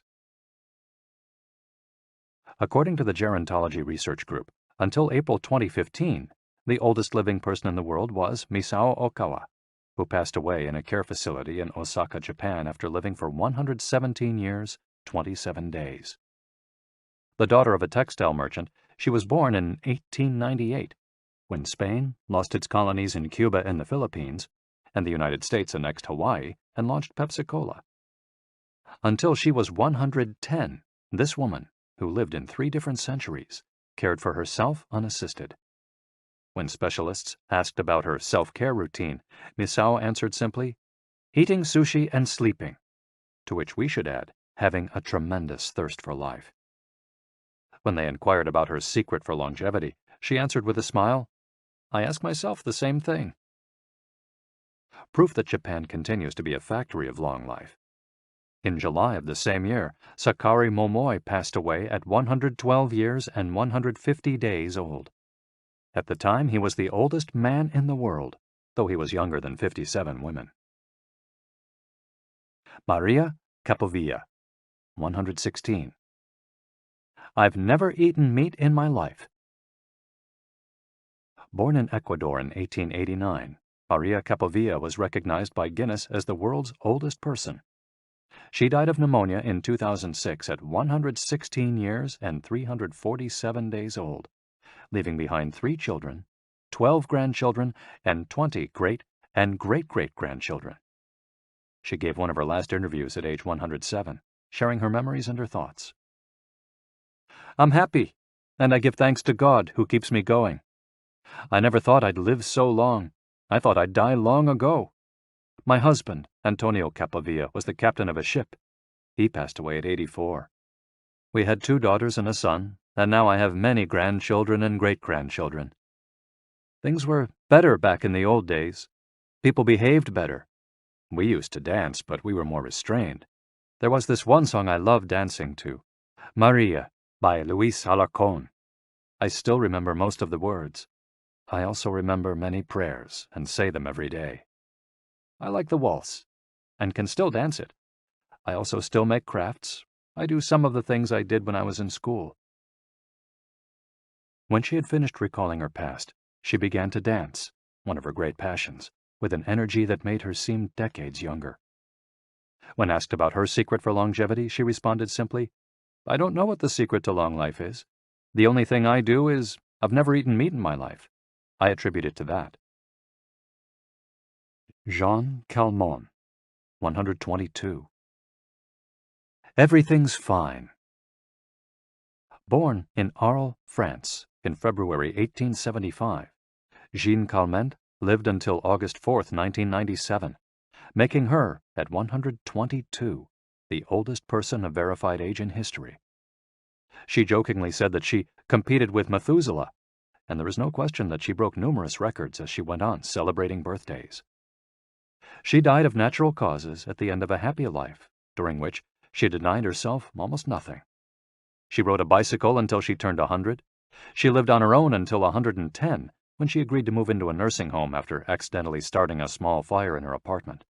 She stopped smoking at 120 when her cataracts started making it hard for her to bring a cigarette to her lips. One of her secrets may have been her sense of humor.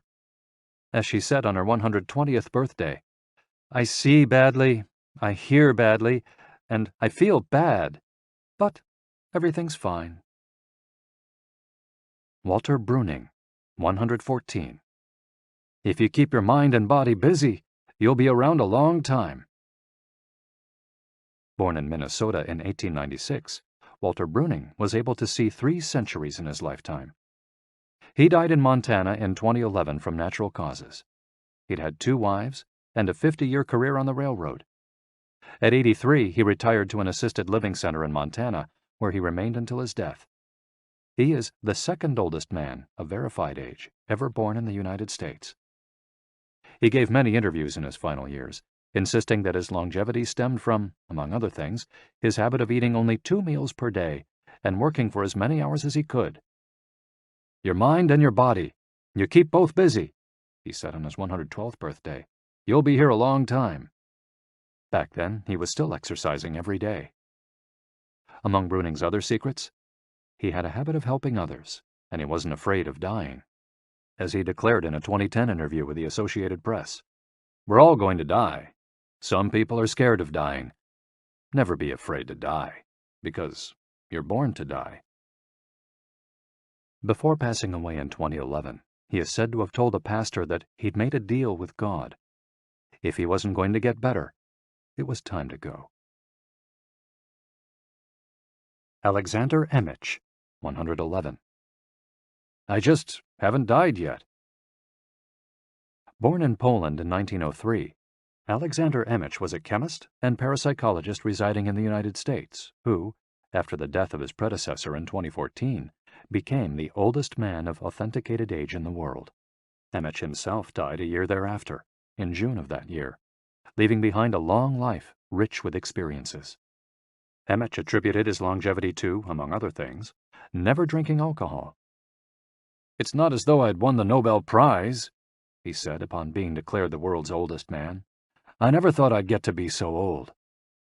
When asked about his secret to living so long, his answer was, "I don't know. I just haven't died yet." Ikigai artists. The secret to long life, however, is not held by super centenarians alone. There are many people of advanced age who, though they haven't made it into Guinness World Records, offer us inspiration and ideas for bringing energy and meaning to our lives. Artists, for example, who carry the torch of their Ikigai instead of retiring, have this power. Art, in all its forms, is an Ikigai that can bring happiness and purpose to our days. Enjoying or creating beauty is free, and something all human beings have access to. Hokusai, the Japanese artist who made woodblock prints in the ukiyo-e style and lived for 88 years, from the mid-18th to the mid-19th century, added this postscript to the first edition of his 100 Views of Mount Fuji. "All that I have produced before the age of 70 is not worth being counted. It is at the age of 73 that I have somewhat begun to understand the structure of true nature, of animals and grasses, and trees and birds, and fishes and insects. Consequently, at 80 years of age, I shall have made still more progress. At 90, I hope to have penetrated into the mystery of things. At 100 years of age, I should have reached decidedly a marvelous degree. And when I shall be 110, all that I do, every point and every line, shall be instinct with life." Following is our collection of some of the most inspirational words from artists interviewed by Camille Sweeney for the New York Times.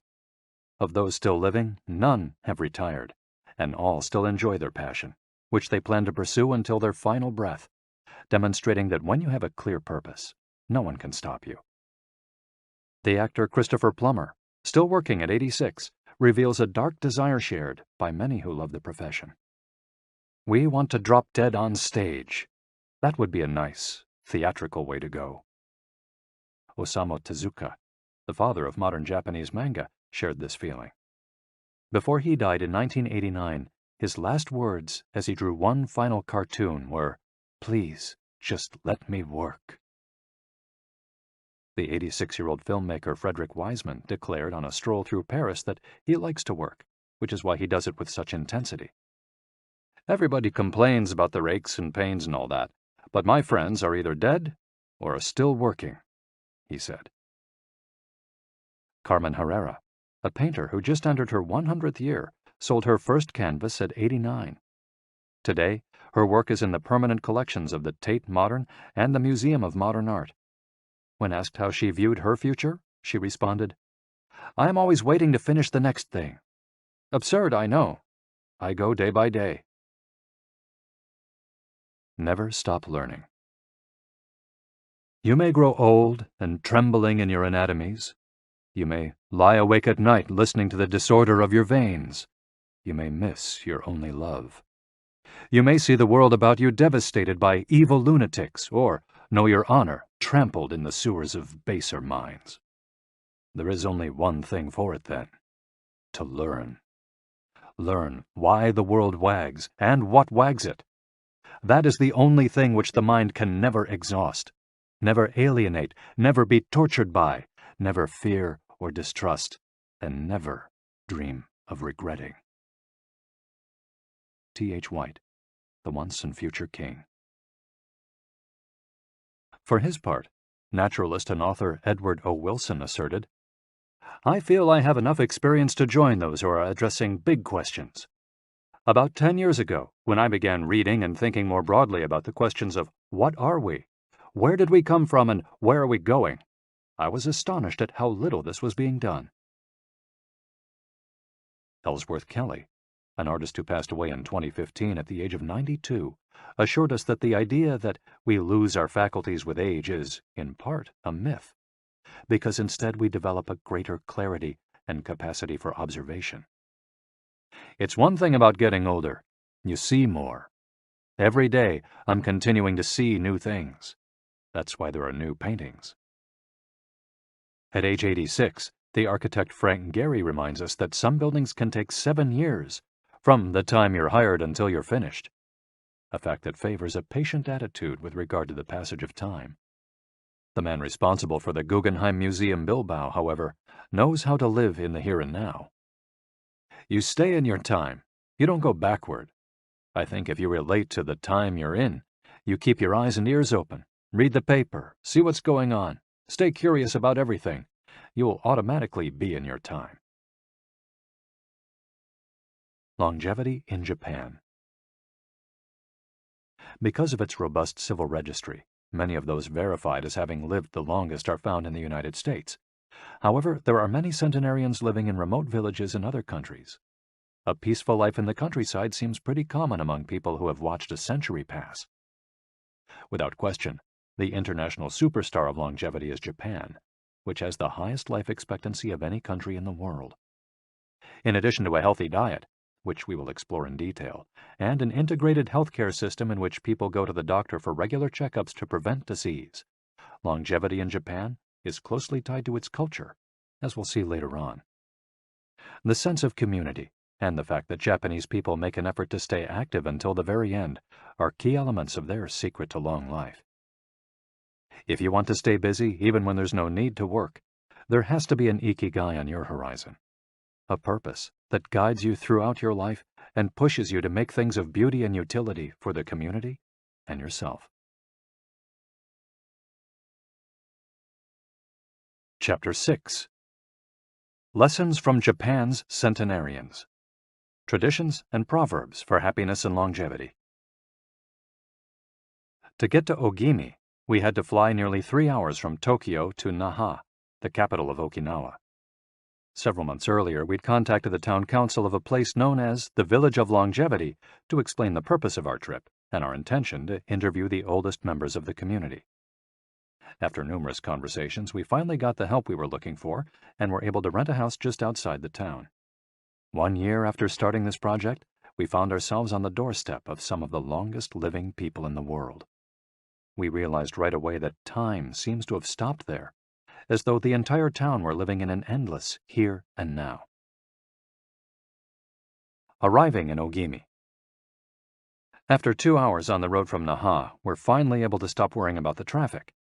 To our left are the sea and an empty stretch of beach. To our right, the mountainous jungle of Okinawa's Yanbaru forests. Once Route 58 passes Nago, where Orion beer, the pride of Okinawa, is made, it skirts the coast until it reaches Ogimi. Every now and then a few little houses and stores crop up in the narrow stretch of land between the road and the base of the mountain. We pass small clusters of houses scattered here and there as we enter the municipality of Ogimi, but the town doesn't really seem to have a center. Our GPS finally guides us to our destination, the Center for the Support and Promotion of Well-Being, housed in an unattractive cinder block building right off the highway. We go in through the back door, where a man named Taira is waiting for us. Beside him is a petite, cheerful woman who introduces herself as Yuki. 2 other women immediately get up from desks and show us to a conference room. They serve us each a cup of green tea and a few shikuwasa, a small citrus fruit that packs a big nutritional punch, as we'll see later on. Taira sits down across from us in his formal suit and opens up a large planner and a 3-ring binder. Yuki sits next to him. The binder contains a list of all the town's residents, organized by age and club, or moai. Taira points out that these groups of people who help one another are characteristic of Ogimi. The moai are not organized around any concrete objective. They function more like a family. Taira also tells us that volunteer work, rather than money, drives much of what happens in Ogimi. Everyone offers to pitch in, and the local government takes care of assigning tasks. This way, everyone can be useful and feels like part of the community. Ogimi is the penultimate town before Cape Heido, the northernmost point of the largest island in the archipelago. From the top of Ogimi's mountains, we're able to look down over the whole town. Almost everything is the green of the Yanbaru jungle, making us wonder where the nearly 3,200 residents are hiding. We can see a few houses, but they're scattered in little clusters near the sea or in small valleys, accessible by side roads. Communal life. We're invited to eat in one of Ogimi's few restaurants, but when we arrive, the only 3 tables are already reserved. "Don't worry, we'll go to Churaumi instead. It never fills up," says Yuki, walking back to the car. She's still driving at age 88 and takes great pride in that. Her co-pilot is 99 and has also decided to spend the day with us. We have to drive fast to keep up with them on a highway that is sometimes more dirt than asphalt. Finally reaching the other end of the jungle, we can at last sit down to eat. "I don't really go to restaurants," Yuki says as we take our seats. "Almost everything I eat comes from my vegetable garden, and I buy my fish from Tanaka, who's been my friend forever." The restaurant is right by the sea and seems like something from the planet Tatooine from Star Wars. The menu boasts in large letters that it serves slow food, prepared with organic vegetables grown in the town. "But really," Yuki continues, "food is the least important thing." She is extroverted and rather pretty. She likes to talk about her role as the director of several associations run by the local government. "Food won't help you live longer," she says, bringing to her lips a bite of the diminutive confection that followed our meal. "The secret is smiling and having a good time." There are no bars and only a few restaurants in Ogimi, but those who live there enjoy a rich social life that revolves around community centers. The town is divided into 17 neighborhoods, and each one has a president and several people in charge of things like culture, festivals, social activities, and longevity. Residents pay close attention to this last category. We're invited to the community center of one of the 17 neighborhoods. It's an old building right next to one of the mountains of the Yanbaru jungle, home to Bunagaya, the town's iconic sprites. The Bunagaya spirits of the Yanbaru jungle. Bunagaya are magical creatures that inhabit the Yanbaru jungle near Ogimi and its surrounding towns.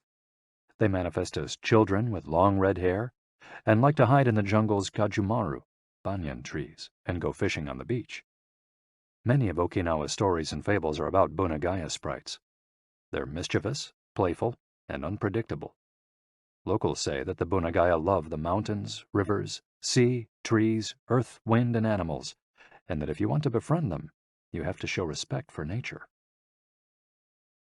A birthday party. When we arrive at the neighborhood's community center, we're greeted by a group of about 20 people who proudly proclaim, "The youngest among us is 83. We conduct our interviews at a large table while drinking green tea. When we finish, we're brought to an event space where we celebrate the birthdays of 3 members of the group. One woman is turning 99, another 94, and one young man has just reached 89. We sing a few songs popular in the village and finish up with "Happy Birthday" in English.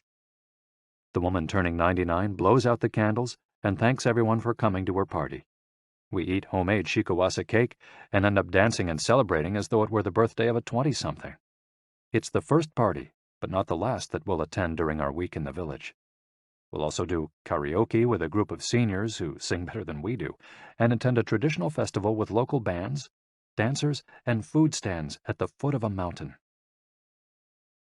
Celebrate each day together. Celebrations seem to be an essential part of life in Ogimi. We're invited to watch a game of gate ball, one of the most popular sports among Okinawa's older residents. It involves hitting a ball with a mallet-like stick. It's a low-impact sport that can be played anywhere, and it's a good excuse to move around and have fun as a group. The residents hold local competitions, and there is no age limit for participants. We participate in the weekly game and lose to a woman who recently turned 104. Everyone cheers, and the defeated look on our faces elicits laughter. In addition to playing and celebrating as a community, spirituality is also essential to the happiness of the village's residents. The gods of Okinawa. The main religion in Okinawa is known as Ryukyu Shinto. Ryukyu is the original name of the Okinawa archipelago, and Shinto means the path of the gods. Ryukyu Shinto combines elements of Chinese Taoism, Confucianism, Buddhism, and Shintoism with shamanistic and animistic elements. According to this ancient faith, the world is populated by an infinite number of spirits divided into several types: spirits of the home, of the forest, of the trees, and of the mountains. It's important to appease these spirits through rituals and festivals, and by consecrating sacred grounds.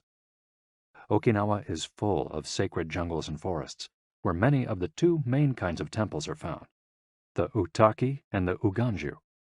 We visited an Uganju, or small open-air temple, adorned with incense and coins, next to a waterfall in Ogimi. The Utaki is a collection of stones where people go to pray and where, supposedly, spirits gather. In Okinawa's religious practice, women are considered spiritually superior to men, whereas the opposite is true of traditional Shintoism in the rest of Japan. Yuta are women chosen as mediums by their communities to make contact with the spirit realm through traditional rites. Ancestor worship is another important feature of spiritual practice in Okinawa, and in Japan in general. The home of each generation's firstborn usually contains a butsudan, or small altar, used to pray for and make offerings to the family's ancestors. Mabui. Every person has an essence, or mabui. This mabui is our spirit and the source of our life force. It is immortal and makes us who we are. Sometimes the mabui of someone who has died is trapped in the body of a living person. This situation requires a separation ritual to free the mabui of the deceased. It often happens when a person dies suddenly, especially at a young age, and his or her mabui does not want to move on to the realm of the dead. A mabui can also be passed from person to person by physical contact. A grandmother who leaves her granddaughter a ring transfers a part of her mabui to her. Photographs can also be a medium for passing mabui among people. The older, the stronger. Looking back, our days in Ogimi were intense but relaxed, sort of like the lifestyle of the locals, who always seemed to be busy with important tasks, but who, upon closer inspection, did everything with a sense of calm. They were always pursuing their Ikigai, but they were never in a rush. Not only did they seem to be happily busy, but we also noticed that they followed the other principles for happiness that Washington Burnap stated 200 years ago. The grand essentials to happiness in this life are something to do, something to love, and something to hope for. On our last day, we went to buy gifts at a small market at the edge of town. The only things sold there are local vegetables, green tea, and shikawasa juice, along with bottles of water from a spring hidden in the Yanburu forests, bearing labels that read, "Longevity Water." We bought ourselves some of this longevity water and drank it in the parking lot, looking out over the sea and hoping that the little bottles that promised a magic elixir would bring us health and long life, and would help us find our own Ikigai. Then we took a photo with a statue of Abunagaya and walked up to it one last time to read the inscription. A declaration from the town where people live longest. At 80, I am still a child. When I come to see you at 90, send me away to wait until I am 100. The older, the stronger. Let us not depend too much on our children as we age. If you seek long life and health, you are welcome in our village, where you will be blessed by nature, and together we will discover the secret to longevity. April 23, 1993, Ogimi Federation of Senior Citizens Clubs. The interviews. Over the course of a week, we conducted a total of 100 interviews, asking the eldest members of the community about their life philosophy, their Ikigai, and the secrets to longevity. We filmed these conversations with 2 cameras for use in a little documentary, and chose a few especially meaningful and inspiring statements to include in this section of the audiobook. 1. Don't worry. The secret to a long life is not to worry, and to keep your heart young. Don't let it grow old. Open your heart to people with a nice smile on your face. If you smile and open your heart, your grandchildren and everyone else will want to see you. The best way to avoid anxiety is to go out in the street and say hello to people. I do it every day. I go out there and say, hello, and see you later. Then I go home and care for my vegetable garden. In the afternoon, I spend time with friends. Here, everyone gets along. We try not to cause problems. Spending time together and having fun is the only thing that matters. 2. Cultivate good habits. I feel joy every morning waking up at 6 and opening the curtains to look out at my garden where I grow my own vegetables. I go right outside to check on my tomatoes, my mandarin oranges. I love the sight of them. It relaxes me. After an hour in the garden, I go back inside and make breakfast. I plant my own vegetables and cook them myself. That's my Ikigai. The key to staying sharp in old age is in your fingers. From your fingers to your brain and back again.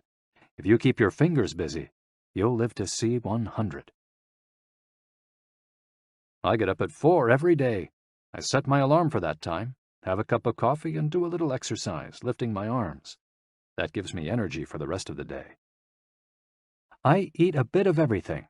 I think that's the secret. I like variety in what I eat. I think it tastes better. Working. If you don't work, your body breaks down. When I wake up, I go to the Butsudan and light incense. You have to keep your ancestors in mind. It's the first thing I do every morning. I wake up every day at the same time, early, and spend the morning in my vegetable garden. I go dancing with my friends once a week. I do exercise every day, and every morning I go for a little walk. I never forget to do my Taiso exercises when I get up. Eating vegetables, it helps you live longer. To live a long time, you need to do 3 things. Exercise to stay healthy, eat well, and spend time with people. 3. Nurture your friendships every day. Getting together with my friends is my most important Ikigai. We all get together here and talk. It's very important. I always know I'll see them all here tomorrow, and that's one of my favorite things in life. My main hobby is getting together with friends and neighbors. Talking each day with the people you love, that's the secret to a long life. I say hello and see you later to the children on their way to school and wave at everyone who goes by me in their car. Drive safely, I say.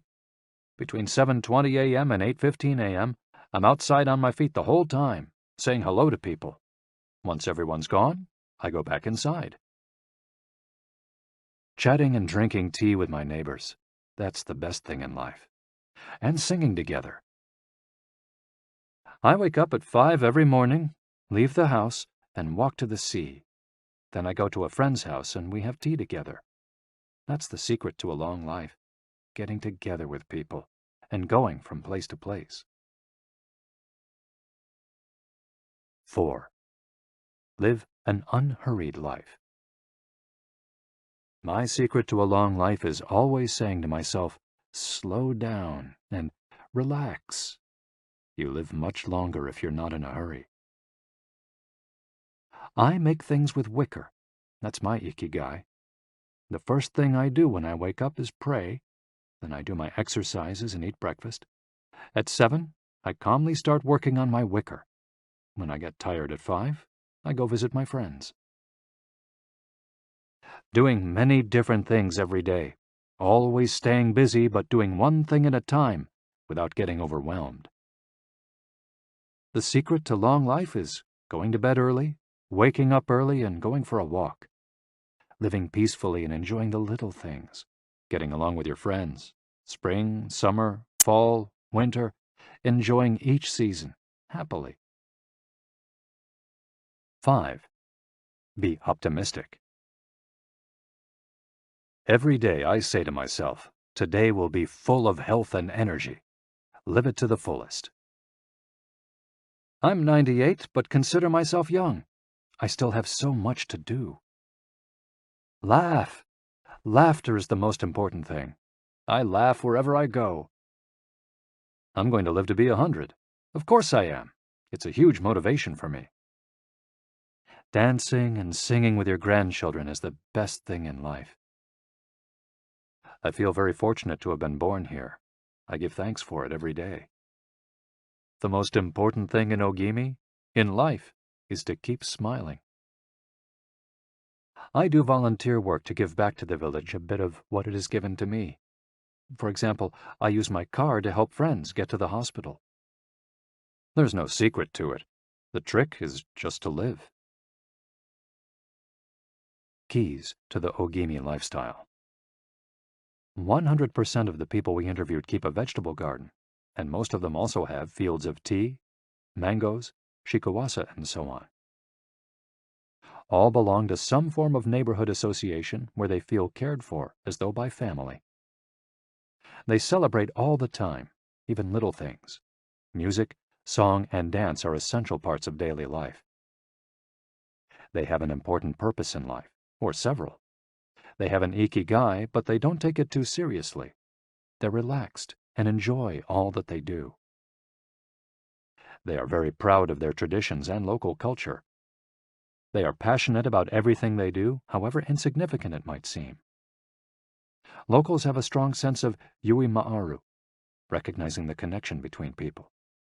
They help each other with everything from work in the fields, harvesting sugarcane or planting rice, to building houses and municipal projects.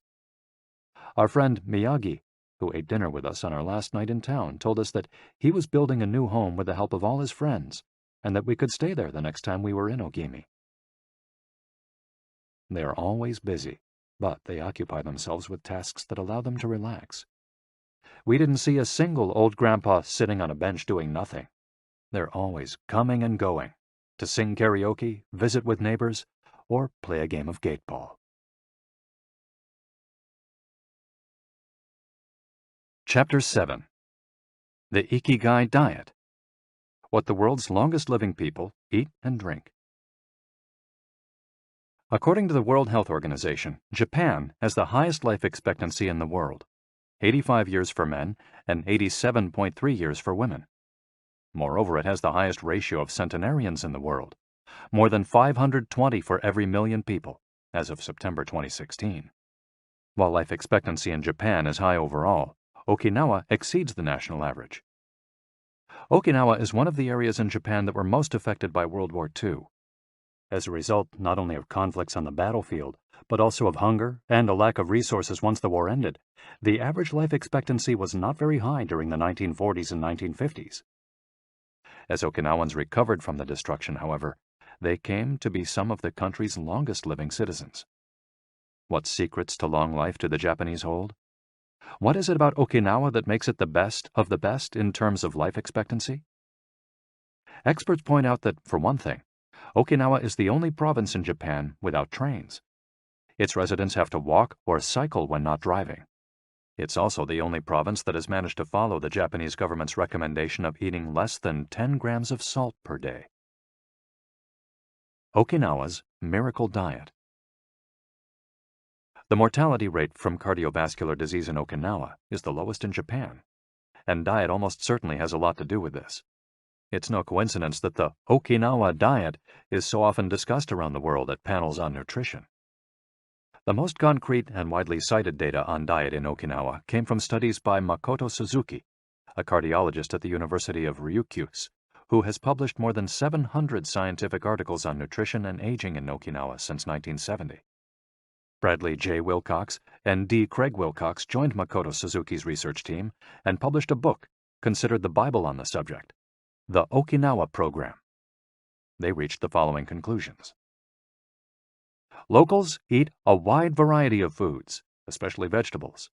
Variety seems to be key. A study of Okinawa's centenarians showed that they ate 206 different foods, including spices, on a regular basis. They ate an average of 18 different foods each day, a striking contrast to the nutritional poverty of our fast food culture. They eat at least 5 servings of fruits and vegetables every day. At least 7 types of fruits and vegetables are consumed by Okinawans on a daily basis. The easiest way to check if there's enough variety on your table is to make sure you're eating the rainbow, a table featuring red peppers, Carrots, spinach, cauliflower, and eggplant, for example, offers great color and variety. Vegetables, potatoes, legumes, and soy products, such as tofu, are the staples of an Okinawan's diet. More than 30% of their daily calories come from vegetables. Grains are the foundation of their diet. Japanese people eat white rice every day, sometimes adding noodles. Rice is the primary food in Okinawa as well. They rarely eat sugar. And if they do, it's cane sugar. We drove through several sugarcane fields every morning on our way to Ogimi, and even drank a glass of cane juice at Nakijin Castle. Beside the stall selling the juice was a sign describing the anti-carcinogenic benefits of sugarcane. In addition to these basic dietary principles, Okinawans eat fish an average of 3 times per week. Unlike in other parts of Japan, the most frequently consumed meat is pork, though locals eat it only once or twice per week. Along these lines, Makoto Suzuki's studies indicate the following. Okinawans consume, in general, 1/3 as much sugar as the rest of Japan's population, which means that sweets and chocolate are much less a part of their diet. They also eat practically half as much salt as the rest of Japan, 7 grams per day compared to an average of 12. They consume fewer calories, an average of 1,785 per day, compared to 2,068 in the rest of Japan. In fact, low caloric intake is common among the 5 blue zones. Hara-hachi-bu. This brings us back to the 80% rule we mentioned in the first chapter, a concept known in Japanese as hara-hachi-bu. It's easy to do. When you notice you're almost full but could have a little more, just stop eating. One easy way to start applying the concept of hara-hachi-bu is to skip dessert, or to reduce portion size. The idea is to still be a little bit hungry when you finish. This is why portion size tends to be much smaller in Japan than in the West. Food isn't served as appetizers, main courses, and dessert. Instead, it's much more common to see everything presented at once on small plates. One with rice, another with vegetables, a bowl of miso soup, and something to snack on. Serving food on many small plates makes it easier to avoid eating too much and facilitates the varied diet discussed at the beginning of this chapter. Hara-hachi-bu is an ancient practice. The 12th century book on Zen Buddhism, Zazen Youjinki, recommends eating 2/3 as much as you might want to. Eating less than one might want is common among all Buddhist temples in the East. Perhaps Buddhism recognized the benefits of limiting caloric intake more than 9 centuries ago. So, eat less to live longer? Few would challenge this idea. Without taking it to the extreme of malnutrition, of course, eating fewer calories than our bodies ask for seems to increase longevity. The key to staying healthy while consuming fewer calories is eating foods with a high nutritional value, especially superfoods, and avoiding those that add to our overall caloric intake but offer little to no nutritional value. The calorie restriction we've been discussing is one of the most effective ways to add years to your life. If the body regularly consumes enough or too many calories, it gets lethargic and starts to wear down, expending significant energy on digestion alone. Another benefit of calorie restriction is that it reduces levels of IGF-1, insulin-like growth factor 1, in the body. IGF-1 is a protein that plays a significant role in the aging process. It seems that one of the reasons humans and animals age is an excess of this protein in their blood. Whether calorie restriction will extend lifespan in humans is not yet known, but data increasingly indicate that moderate calorie restriction with adequate nutrition has a powerful protective effect against obesity, type 2 diabetes, inflammation, hypertension, and cardiovascular disease, and reduces metabolic risk factors associated with cancer. An alternative to following the 80% rule on a daily basis is to fast for 1 or 2 days each week. The 5-2, or fasting diet, recommends 2 days of fasting, consuming fewer than 500 calories every week, and eating normally on the other 5 days.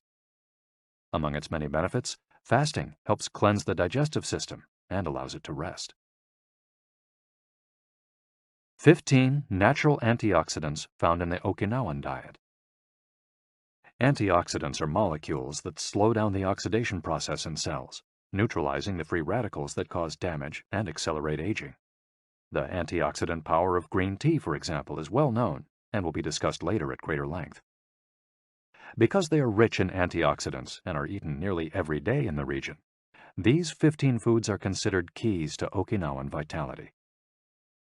Tofu, miso, tuna, carrots, goya, a bitter melon, kombu, sea kelp, cabbage, nori, seaweed, onion, soy sprouts, hechima, a cucumber-like gourd, soybeans, boiled or raw, sweet potato, peppers, and sanpin-cha, jasmine tea.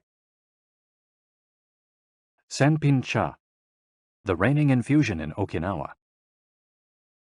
Okinawans drink more sanpin-cha, a mix of green tea and jasmine flowers, than any other kind of tea. The closest approximation in the West would be the jasmine tea that usually comes from China. A 1988 study conducted by Hiroko Sho at the Okinawa Institute of Science and Technology indicates that jasmine tea reduces blood cholesterol levels. Sanpin-cha can be found in many different forms in Okinawa and is even available in vending machines. In addition to all the antioxidant benefits of green tea, it boasts the benefits of jasmine, which include reducing the risk of heart attack, strengthening the immune system, helping relieve stress, lowering cholesterol. Okinawans drink an average of 3 cups of sanpin-cha every day. It might be hard to find exactly the same blend in the West, but we can drink jasmine tea or even a high-quality green tea instead. The secrets of green tea. Green tea has been credited for centuries with significant medicinal properties. Recent studies have confirmed its many benefits and have attested to the importance of this ancient plant in the longevity of those who drink it often.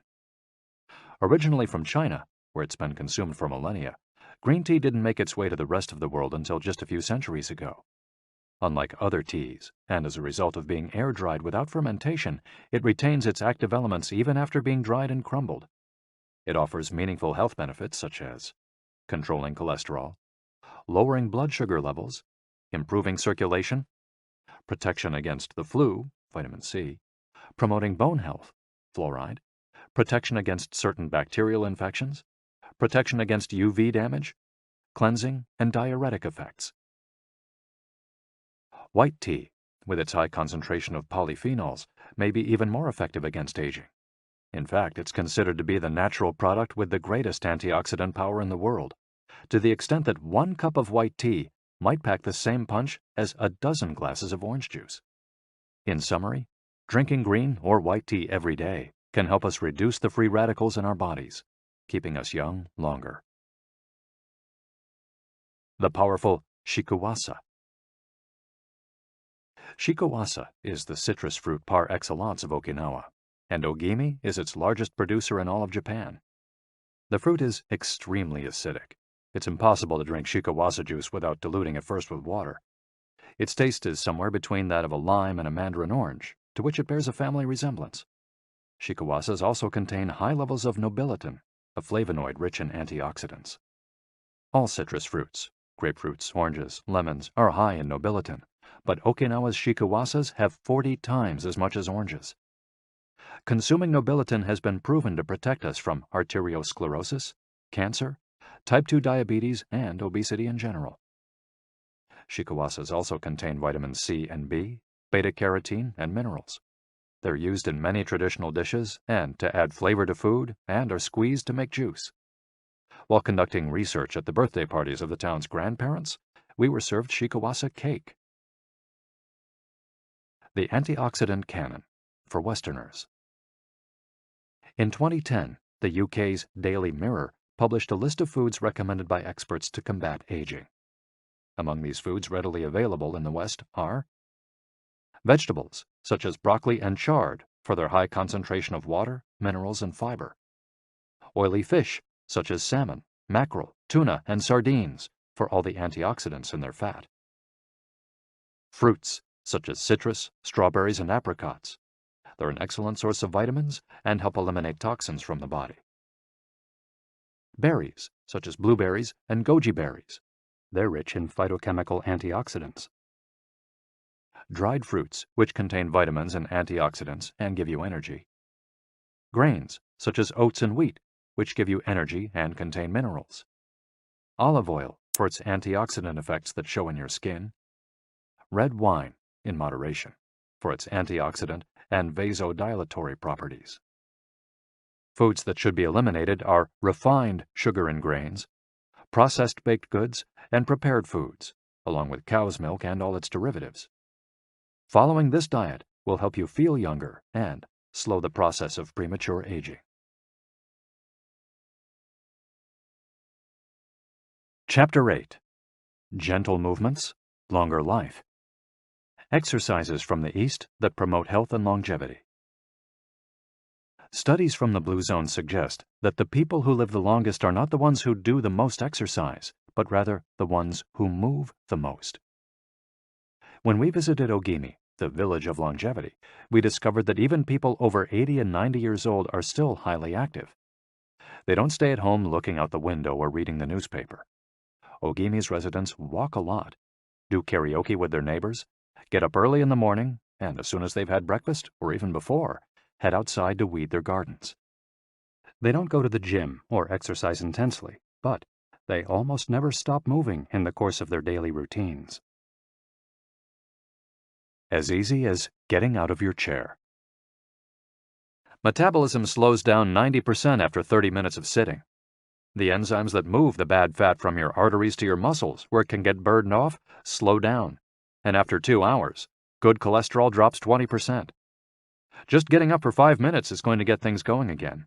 These things are so simple they're almost stupid, says Gavin Bradley in a 2015 interview with Bridget Schulte for The Washington Post. Bradley is one of the preeminent experts on the subject, and the director of an international organization dedicated to building awareness of how detrimental sitting all the time can be to our health. If we live in a city, we might find it hard to move in natural and healthy ways every day, but we can turn to exercises that have proven for centuries to be good for the body. The Eastern disciplines for bringing body, mind, and soul into balance have become quite popular in the West, but in their countries of origin, they've been used for ages to promote health. Yoga, originally from India, though very popular in Japan, and China's Qigong and Tai Chi, among other disciplines, seek to create harmony between a person's body and mind so they can face the world with strength, joy, and serenity. They're touted as elixirs of youth, and science has endorsed the claim. These gentle exercises offer extraordinary health benefits and are particularly appropriate for older individuals who have a harder time staying fit. Tai Chi has been shown, among other things, to slow the development of osteoporosis and Parkinson's disease, to increase circulation, and to improve muscle tone and flexibility. Its emotional benefits are just as important. It's a great shield against stress and depression. You don't need to go to the gym for an hour every day or run marathons. As Japanese centenarians show us, all you need is to add movement to your day. Practicing any of these Eastern disciplines on a regular basis is a great way to do so. An added benefit is that they all have well-defined steps, and as we heard in Chapter 4, disciplines with clear rules are good for flow. If you don't like any of these disciplines, feel free to choose a practice that you love and that makes you move. Following, we'll take a look at some of the practices that promote health and longevity. But first, a little appetizer, a singularly Japanese exercise for starting your day. Radio Taiso. This morning warm-up has been around since before World War II.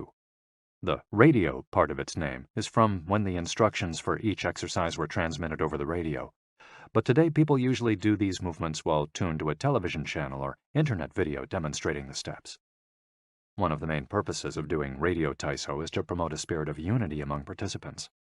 The exercises are always done in groups, usually in schools before the start of classes, and in businesses before the workday begins. Statistics show that 30% of Japanese practice radio Taiso for a few minutes every morning. But radio Taiso is one thing that almost everyone we interviewed in Ogimi had in common.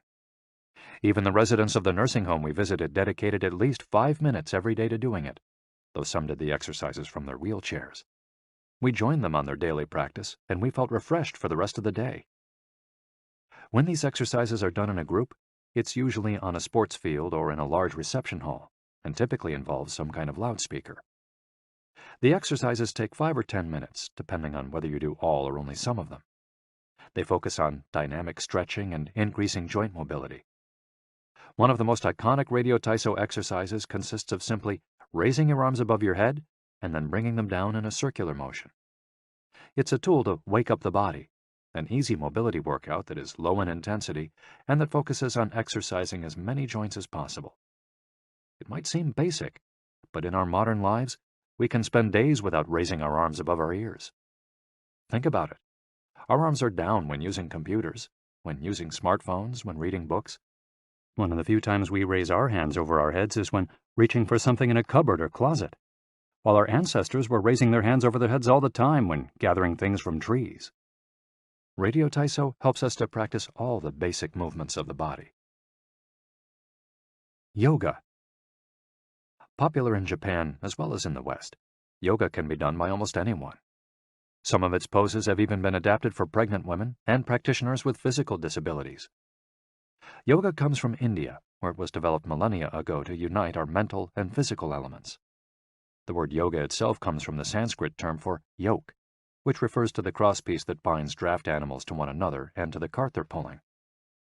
Yoga strives to unite body and mind in the same way, guiding us toward a healthy lifestyle in harmony with the world around us.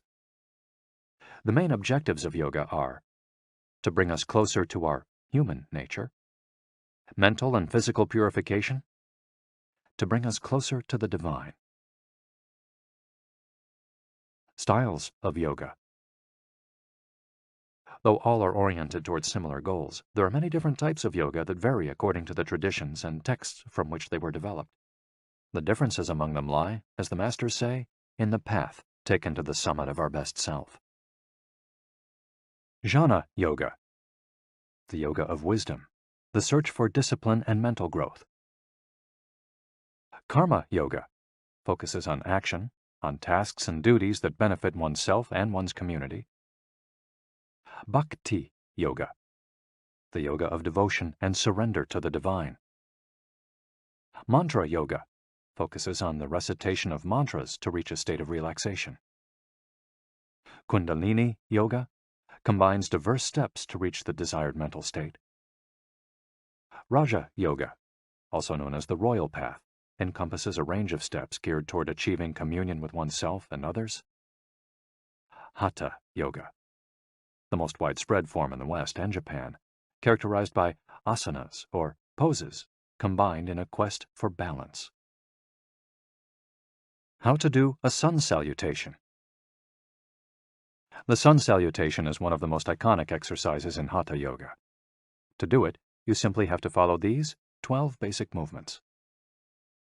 1. With your feet together, stand up straight, but keep your muscles relaxed. Exhale. 2. Place the palms of your hands together in front of your chest. From this position, inhale as you raise your arms above your head and bend backwards slightly. 3. Exhale as you bend forward until you touch the ground with the palms of your hands, without bending your knees. 4. Stretch one leg back to touch the floor with the tips of your toes.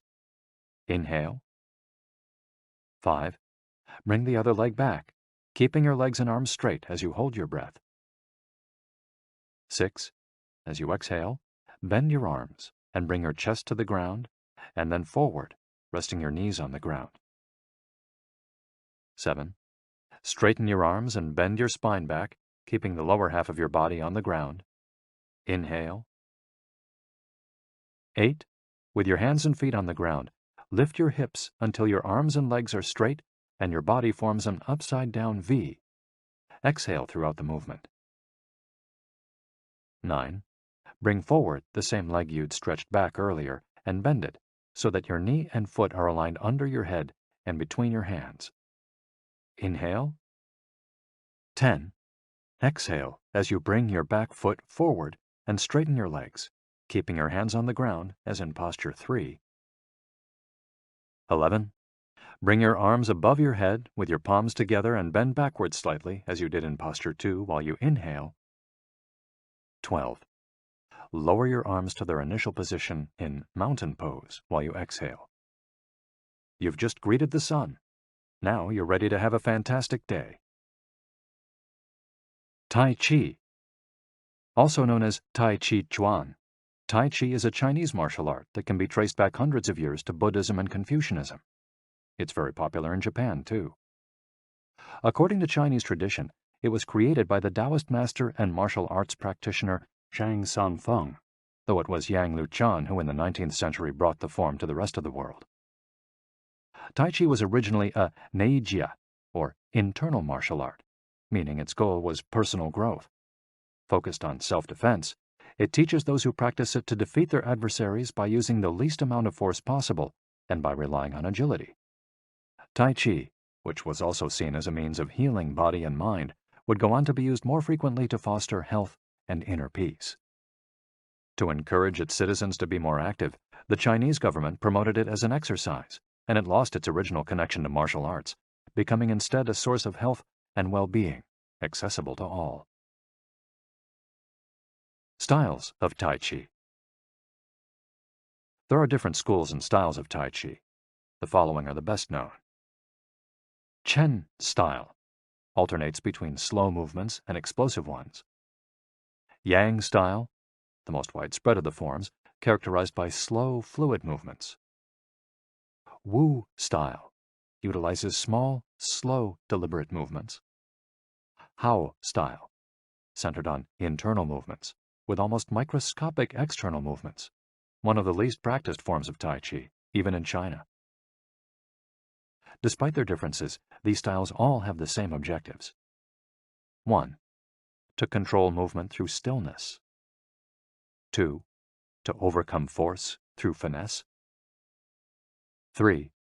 To move second and arrive first. 4. To know yourself and your opponent. The 10 basic principles of Tai Chi. According to the master Yang Cheng Fu, the correct practice of Tai Chi follows 10 basic principles. 1. Elevate the crown of your head and focus all your energy there. 2. Tighten your chest and expand your back to lighten your lower body. 3. Relax your waist and let it guide your body. 4. Learn to differentiate between heaviness and lightness, knowing how your weight is distributed. 5. Relax the shoulders to allow free movement of the arms and promote the flow of energy. 6. Value the agility of the mind over the strength of the body. 7. Unify the upper and lower body so they act in concert. 8. Unify the internal and the external to synchronize mind, body, and breath. 9. Do not break the flow of your movement. Maintain fluidity and harmony. 10. Look for stillness in movement. An active body leads to a calm mind. Imitating clouds. One of the best-known movements in Tai Chi consists of following the form of clouds in an exercise called wave hands like clouds. Here are the steps. 1. Extend your arms in front of you with your palms down. 2. Turn your palms to face in, as though you were hugging a tree trunk.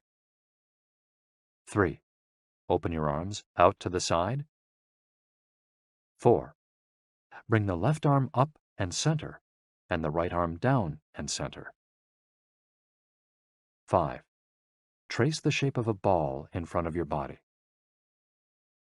6. Turn your left palm toward your face. 7. Shift your weight to your left foot and pivot from your hip toward that side while your eyes follow the movement of your hand. 8. Bring your left hand to your waist and your right hand in front of your face. 9. Shift your weight to your right foot. 10. Pivot toward your right, looking at your raised right hand the entire time. 11. Repeat this movement fluidly, shifting your weight from one foot to the other as you reposition your hands. 12. Stretch your arms out in front of you again and bring them down slowly, returning to your initial position. Qigong, also known as Qi Kung, Its name combines qi, life force or energy, and gong, work, indicating that the form works with the individual's life force. Though relatively modern, especially under its current name, the art of Qigong is based on the Tao Yin, an ancient art meant to foster mental and physical well-being. The practice began to appear in reports on training in martial arts at the beginning of the 20th century, and by the 1930s was being used in hospitals. The Chinese government later popularized it, as it had done with Tai Chi. Qigong involves static and dynamic physical exercises that stimulate respiration in a standing, seated, or reclined position. There are many different styles of Qigong, but all of them seek to strengthen and regenerate Qi. Though its movements are typically gentle, the practice is intense. Benefits of Qigong. According to numerous international scientific studies, Qigong, like Tai Chi and yoga, offers significant health benefits. The following stand out among those proven through scientific research, as observed by Dr. Kenneth M. Sancer of San Francisco's Qigong Institute in his article, Medicinal Applications of Qigong. Modification of brainwaves. Improved balance of sex hormones. Lower mortality rate from heart attacks. Lower blood pressure in patients with hypertension. Greater bone density. Better circulation. Deceleration of symptoms associated with senility. Greater balance and efficiency of bodily functions. Increased blood flow to the brain and greater mind-body connection. Improved cardiac function. Reduction in the secondary effects of cancer treatments. Practicing these arts not only keeps us in shape, it also helps extend our lives. Methods for practicing Qigong. In order to practice Qigong correctly, we should remember that our life energy flows through our whole body. We should know how to regulate its many parts. 1. Tiao Shen. Regulating the body by adopting the correct posture. It's important to be firmly rooted to the ground. 2. Tiao Shi. Regulating the breath until it is calm, steady, and peaceful. 3. Tiao Xin. Regulating the mind, the most complicated part as it implies emptying the mind of thoughts. Tiao Qi. Regulating the life force through the regulation of the 3 prior elements so that it flows naturally. 5. Tiao Shen. Regulating the spirit. The spirit is both strength and root in battle, as Yang Ming explains in The Essence of Taiji Qigong. In this way, the whole organism will be prepared to work together toward a single goal. The 5 elements of Qigong. One of Qigong's best-known exercises is a series representing the 5 elements: earth, water, wood, metal, and fire. This series of movements seeks to balance the 5 currents of energy in order to improve brain and organ function. There are several ways to do these movements. In this case, we're following the model of Professor Maria Isabel Garcia Monreal from the Qigong Institute in Barcelona. Earth. 1. Stand with your legs apart and your feet directly below your shoulders. 2. Turn your feet outwards slightly to straighten the posture. 3. Keep your shoulders relaxed and down and your arms loose at your sides, slightly away from your body. This is the Wu Qi, or rooted posture. 4. As you inhale, raise your arms in front of you until your hands are level with your shoulders, your palms facing down. 5. Exhale as you bend your knees and bring your arms down until your hands are level with your stomach, your palms facing in. 6. Hold this position for a few seconds, focusing on your breath. Water. Starting from earth posture, bend your knees into a squat, keeping your chest upright and exhaling throughout. 2. Press your coccyx downward to stretch your lumbar spine. 3. As you inhale, stand to return to earth posture. 4. Repeat twice for a total of 3. Wood. 1. Starting from Earth posture, turn your palms upward and open your arms to the side, forming a circle as you inhale until your hands are level with your clavicle. Turn your hands so that your palms and elbows point downward while keeping your shoulders relaxed. 2. Reverse the movement as you exhale, making a downward circle with your arms until you reach your initial position. 3. Repeat twice for a total of 3. Metal. 1. Starting from Earth posture, raise your arms until your hands are level with your sternum. 2. Turn your palms toward each other, about 4 inches apart, with your fingers relaxed and slightly separated, pointing upward. 3. As you inhale, move your hands away from each other until they are shoulder width apart. 4. As you exhale, bring your hands toward each other until they are back in position 2. 5. Repeat twice for a total of 3, observing the concentration of energy as you bring your hands together in front of your lungs. Fire. 1. Starting from Earth posture, bring your hands level with your heart as you inhale, with one hand slightly above the other and your palms facing each other. 2. Rotate your hands to feel the energy of your heart.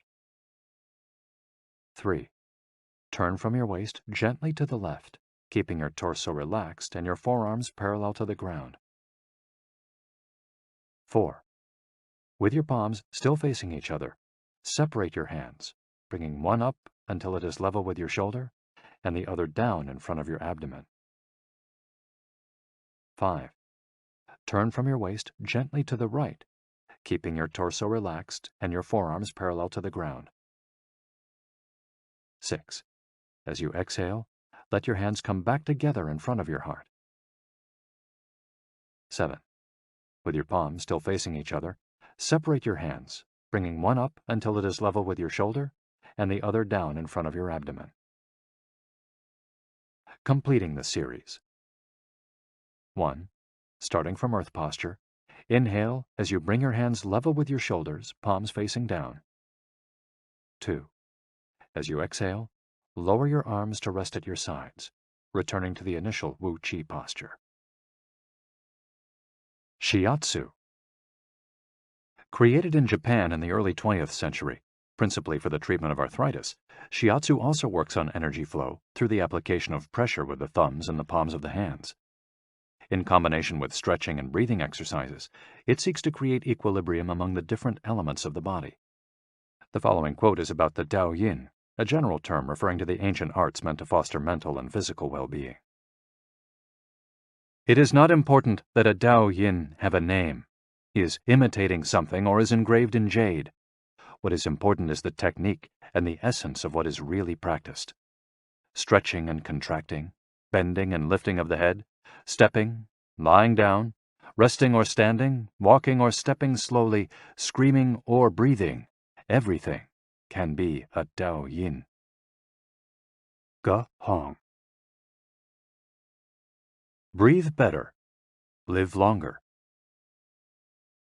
The book Shu Chen Shishu, known in the West as 10 Books on the Cultivation of Perfection, dates back to the 13th century and is a compendium of materials from diverse sources on developing the mind and body.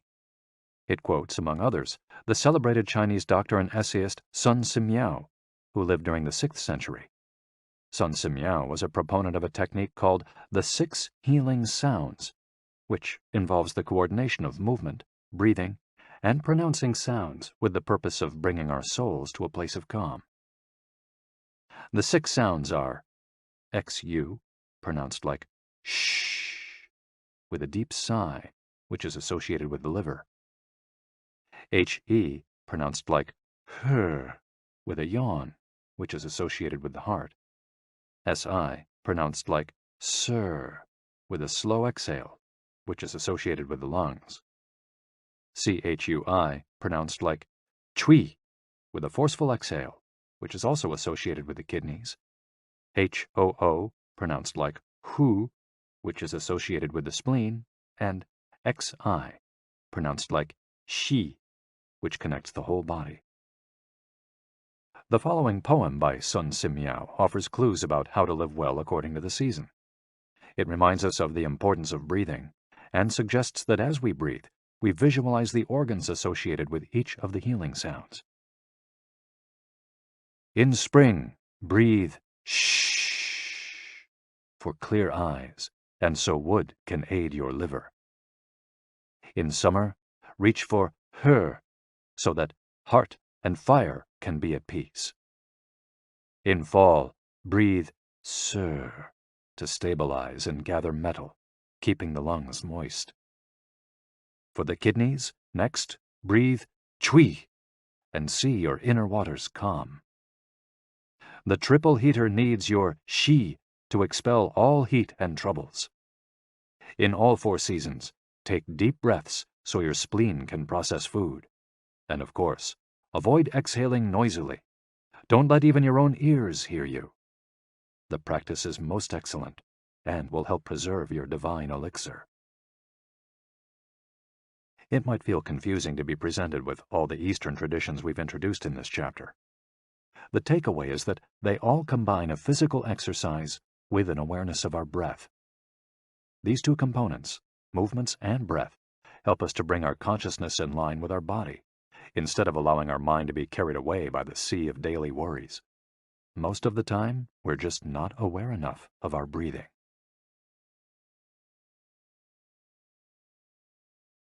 Chapter 9. Resilience and Wabisabi. How to face life's challenges without letting stress and worry age you. What is resilience? One thing that everyone with a clearly defined Ikigai has in common is that they pursue their passion no matter what. They never give up, even when the cards seem stacked against them or they face one hurdle after another. We're talking about resilience, a concept that's become influential among psychologists. But resilience isn't just the ability to persevere.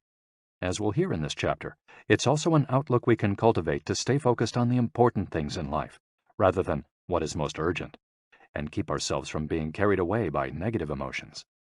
In the final section of the chapter, we'll explore techniques that go beyond resilience to cultivate anti-fragility. Sooner or later, we all have to face difficult moments, and the way we do this can make a huge difference to our quality of life. Proper training for our mind, body, and emotional resilience is essential for confronting life's ups and downs. Nana Korobiya Oki. Fall 7 times, rise 8. Japanese proverb. Resilience is our ability to deal with setbacks. The more resilient we are, the easier it will be to pick ourselves up and get back to what gives meaning to our lives. Resilient people know how to stay focused on their objectives, on what matters, without giving in to discouragement. Their flexibility is the source of their strength. They know how to adapt to change and to reversals of fortune. They concentrate on the things they can control and don't worry about those they can't. In the words of the famous Serenity Prayer by Reinhold Niebuhr, God, give us grace to accept with serenity the things that cannot be changed, courage to change the things which should be changed, and the wisdom to distinguish the one from the other. Emotional resilience through Buddhism and Stoicism. Siddhartha Gautama, Buddha, was born a prince of Kapilavastu, Nepal, and grew up in a palace surrounded by riches. At 16, he married and had a child.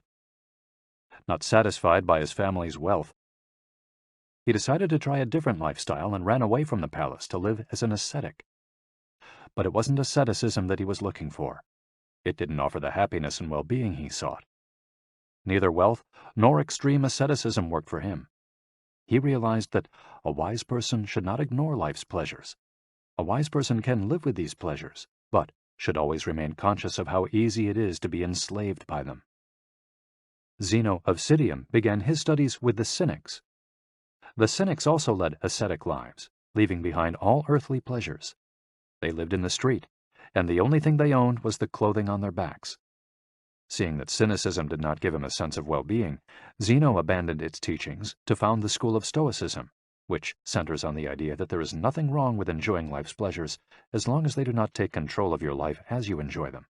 You have to be prepared for those pleasures to disappear. The goal is not to eliminate all feelings and pleasures from our lives, as in cynicism, but to eliminate negative emotions. Since their inception, one of the objectives of both Buddhism and Stoicism has been to control pleasure, emotions, and desires. Though the philosophies are very different, both aim to curb our ego and control our negative emotions. Both Stoicism and Buddhism are, at their roots, methods for practicing well-being. According to Stoicism, our pleasures and desires are not the problem.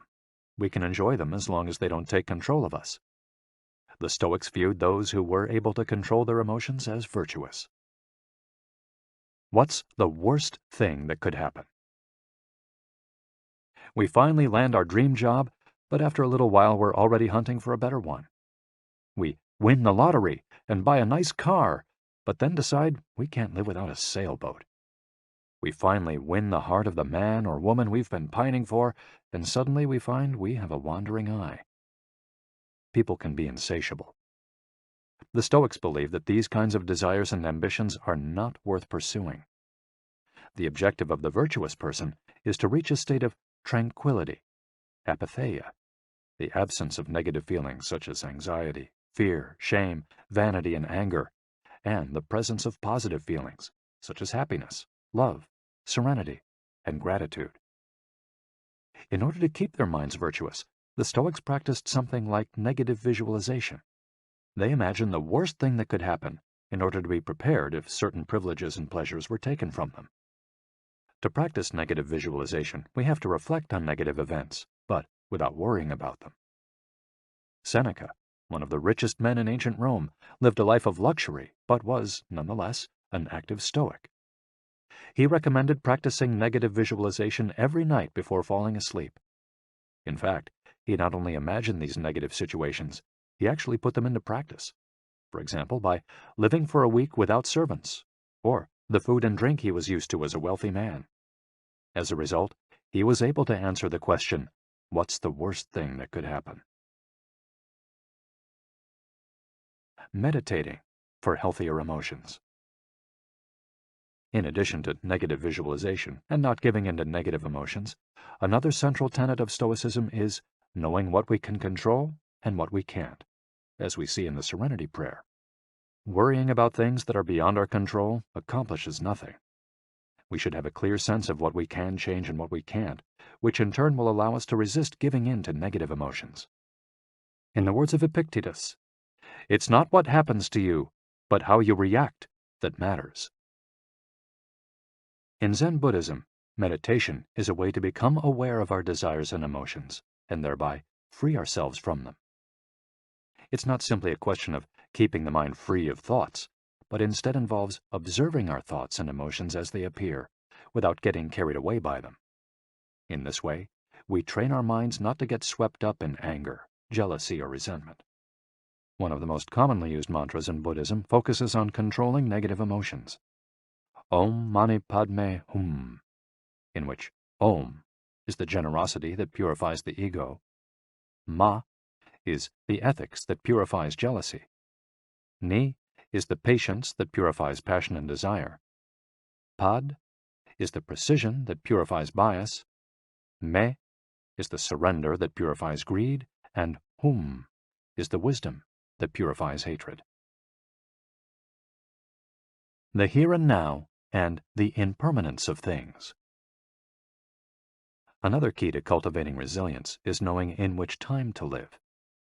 Both Buddhism and Stoicism remind us that the present is all that exists, and it is the only thing we can control. Instead of worrying about the past or the future, we should appreciate things just as they are in the moment, in the now.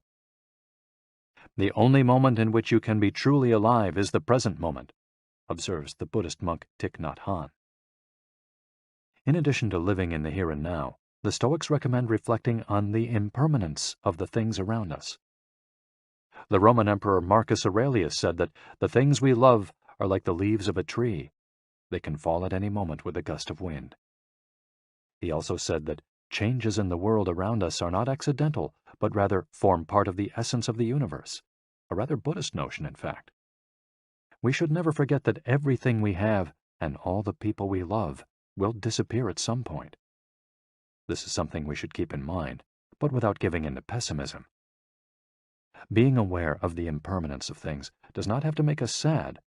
It should help us love the present moment and those who surround us. All things human are short-lived and perishable, Seneca tells us. The temporary, ephemeral, and impermanent nature of the world is central to every Buddhist discipline. Keeping this always in mind helps us avoid excessive pain in times of loss. Wabisabi and Ichigo. Wabisabi is a Japanese concept that shows us the beauty of the fleeting, changeable, and imperfect nature of the world around us. Instead of searching for beauty in perfection, we should look for it in things that are flawed, incomplete. This is why the Japanese place such value, for example, on an irregular or cracked teacup. Only things that are imperfect, incomplete, and ephemeral can truly be beautiful, because only those things resemble the natural world. A complementary Japanese concept is that of Ichigo, which could be translated as, "This moment exists only now and won't come again." It's heard most often in social gatherings as a reminder that each encounter, whether with friends, family, or strangers, is unique and will never be repeated, meaning that we should enjoy the moment and not lose ourselves in worries about the past or the future. The concept is commonly used in tea ceremonies, Zen meditation, and Japanese martial arts, all of which place emphasis on being present in the moment. In the West, we've grown accustomed to the permanence of the stone buildings and cathedrals of Europe, which sometimes gives us the sense that nothing changes, making us forget about the passage of time. Greco-Roman architecture adores symmetry, sharp lines, imposing facades, and buildings and statues of the gods that outlast the centuries. Japanese architecture, on the other hand, doesn't try to be imposing or perfect, because it is built in the spirit of wabi-sabi. The tradition of making structures out of wood presupposes their impermanence and the need for future generations to rebuild them. Japanese culture accepts the fleeting nature of the human being and everything we create. The grand shrine of Ise, for example, has been rebuilt every 20 years for centuries. The most important thing is not to keep the building standing for generations, but to preserve customs and traditions, things that can withstand the passage of time better than structures made by human hands. The key is to accept that there are certain things over which we have no control, like the passage of time and the ephemeral nature of the world around us. Ichigo teaches us to focus on the present and enjoy each moment that life brings us. This is why it's so important to find and pursue our Ikigai. Wabi-sabi teaches us to appreciate the beauty of imperfection as an opportunity for growth. Beyond resilience, anti-fragility. As the legend goes, the first time Hercules faced the Hydra, he despaired when he discovered that cutting off one of its heads meant that two would grow back in its place. He would never be able to kill the beast if it got stronger with every wound. As Nassim Nicholas Taleb explains in Anti-Fragile, Things That Gain from Disorder, we use the word fragile to describe people, things, and organizations that are weakened when harmed, and the words robust and resilient for things that are able to withstand harm without weakening. But we don't have a word for things that get stronger when harmed, up to a point. To refer to the kind of power possessed by the Hydra of Lerna, to talk about things that get stronger when they are harmed, Taleb proposed the term anti-fragile. Anti-fragility is beyond resilience or robustness. The resilient resists shocks and stays the same. The anti-fragile gets better. Catastrophes and exceptional circumstances offer good models for explaining anti-fragility.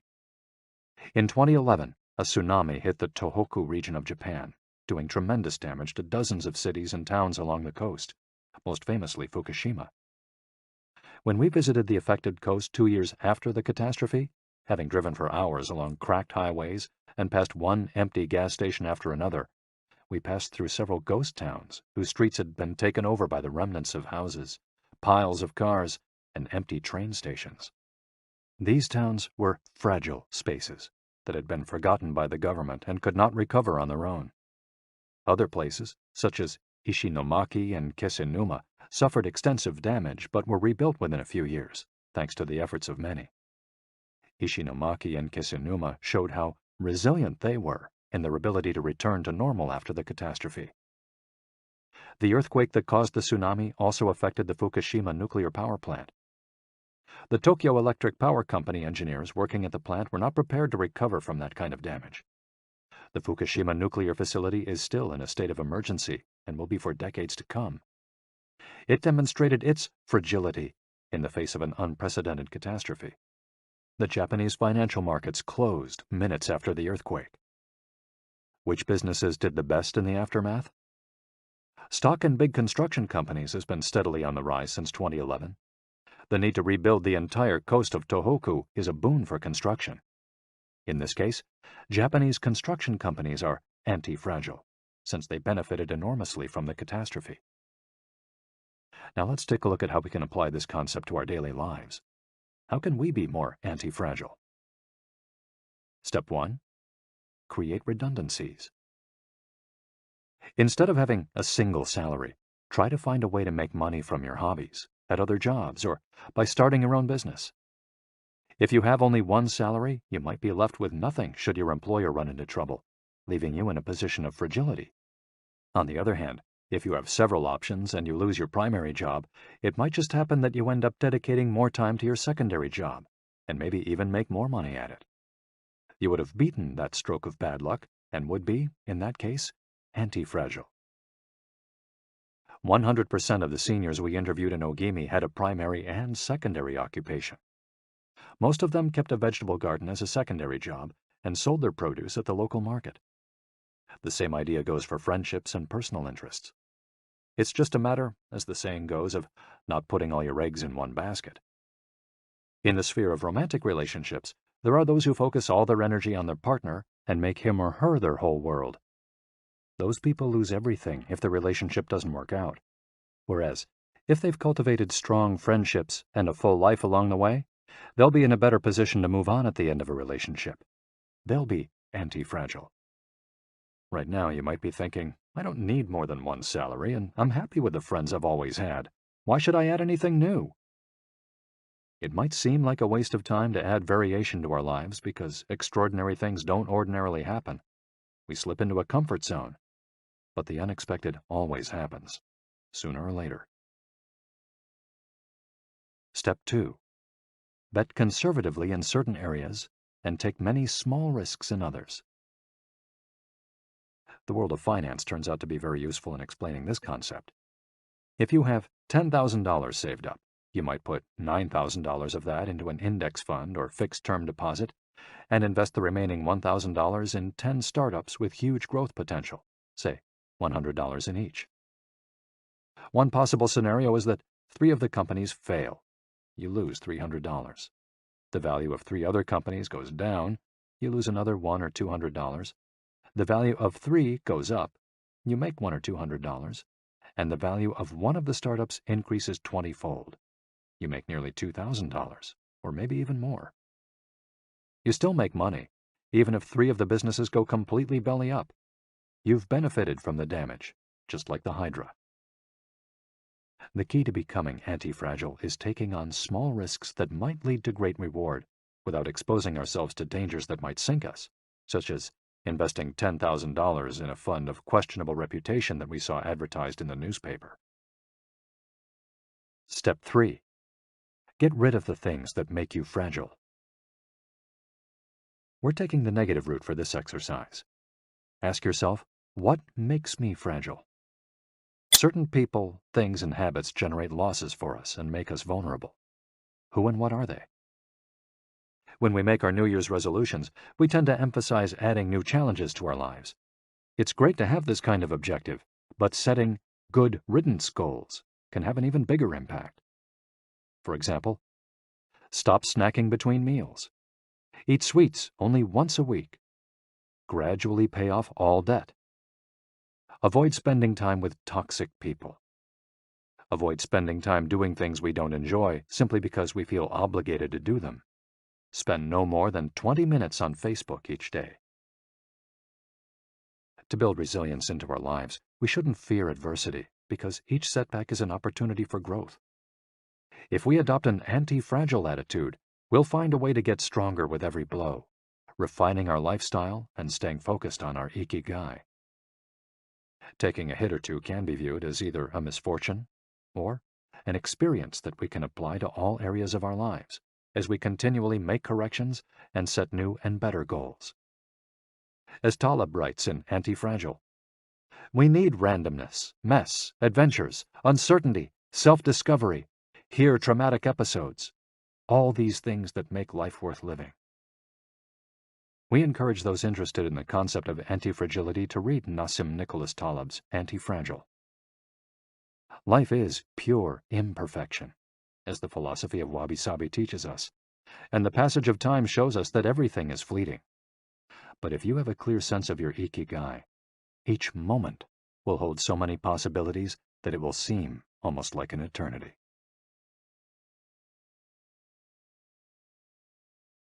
Epilogue. Ikigai, the Art of Living. Mitsuo Aida was one of the most important calligraphers and haikuists of the 20th century. He is yet another example of a Japanese person who dedicated his life to a very specific Ikigai, communicating emotions with 17-syllable poems using a shodo calligraphy brush. Many of Aida's haikus philosophize about the importance of the present moment and the passage of time. One could be translated as, "In the here and now, the only thing in my life is your life." In another poem, Aida writes simply, "Here, now." It is an artwork that seeks to evoke feelings of mono no aware, a melancholy appreciation of the ephemeral. The following poem touches on one of the secrets of bringing Ikigai into our lives. Happiness is always determined by your heart. And one last one, also by Aida, is keep going. Don't change your path. Once you discover your Ikigai, pursuing it and nurturing it every day will bring meaning to your life. The moment your life has this purpose, you will achieve a happy state of flow in all you do, like the calligrapher at his canvas or the chef who, after half a century, still prepares sushi for his patrons with love. Conclusion. Our Ikigai is different for all of us, but one thing we have in common is that we're all searching for meaning. When we spend our days feeling connected to what is meaningful to us, we live more fully. When we lose the connection, we feel despair. Modern life estranges us more and more from our true nature, making it very easy for us to lead lives lacking in meaning. Powerful forces and incentives, money, power, attention, success, distract us on a daily basis. Don't let them take over your life. Our intuition and curiosity are very powerful internal compasses to help us connect with our Ikigai. Follow those things you enjoy and get away from or change those you dislike. Be led by your curiosity and keep busy by doing things that fill you with meaning and happiness. It doesn't need to be a big thing. We might find meaning in being good parents or in helping our neighbors. There is no perfect strategy to connecting with our Ikigai. But what we've learned from the Okinawans is that we should not worry too much about finding it. Life is not a problem to be solved. Just remember to have something that keeps you busy doing what you love while being surrounded by the people who love you. The 10 Rules of Ikigai. We'll conclude this journey with 10 rules we've distilled from the wisdom of the long-lived residents of Ogimi. 1. Stay active. Don't retire. Those who give up the things they love doing and do well lose their purpose in life. That's why it's so important to keep doing things of value, making progress, bringing beauty or utility to others, helping out, and shaping the world around you, even after your official professional activity has ended. 2. Take it slow. Being in a hurry is inversely proportional to quality of life. As the old saying goes, walk slowly and you'll go far. When we leave urgency behind, life and time take on new meaning. 3. Don't fill your stomach. Less is more when it comes to eating for long life, too. According to the 80% rule, in order to stay healthier longer, we should eat a little less than our hunger demands, instead of stuffing ourselves. 4. Surround yourself with good friends. Friends are the best medicine. There for confiding worries over a good chat, sharing stories that brighten your day, getting advice, having fun, dreaming, in other words, living. 5. Get in shape for your next birthday. Water moves. It is at its best when it flows fresh and doesn't stagnate. The body you move through life in needs a bit of daily maintenance to keep it running for a long time. Plus, exercise releases hormones that make us feel happy. 6. Smile. A cheerful attitude is not only relaxing, it also helps make friends.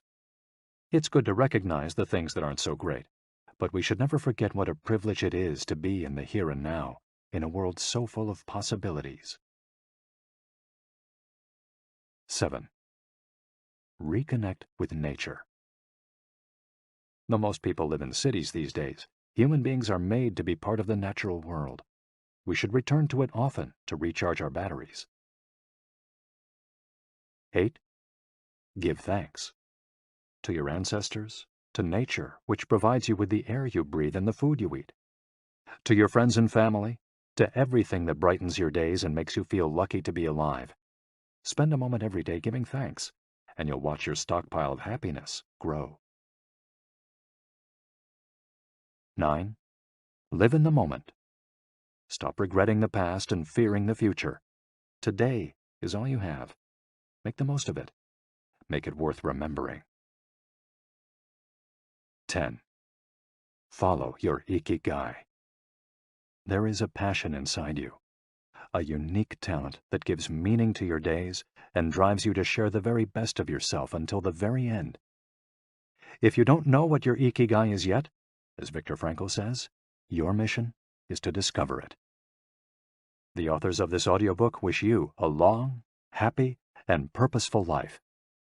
Thank you for joining us. Hector Garcia and Francesc Miralles. For more, subscribe to Seeker FX channel YouTube.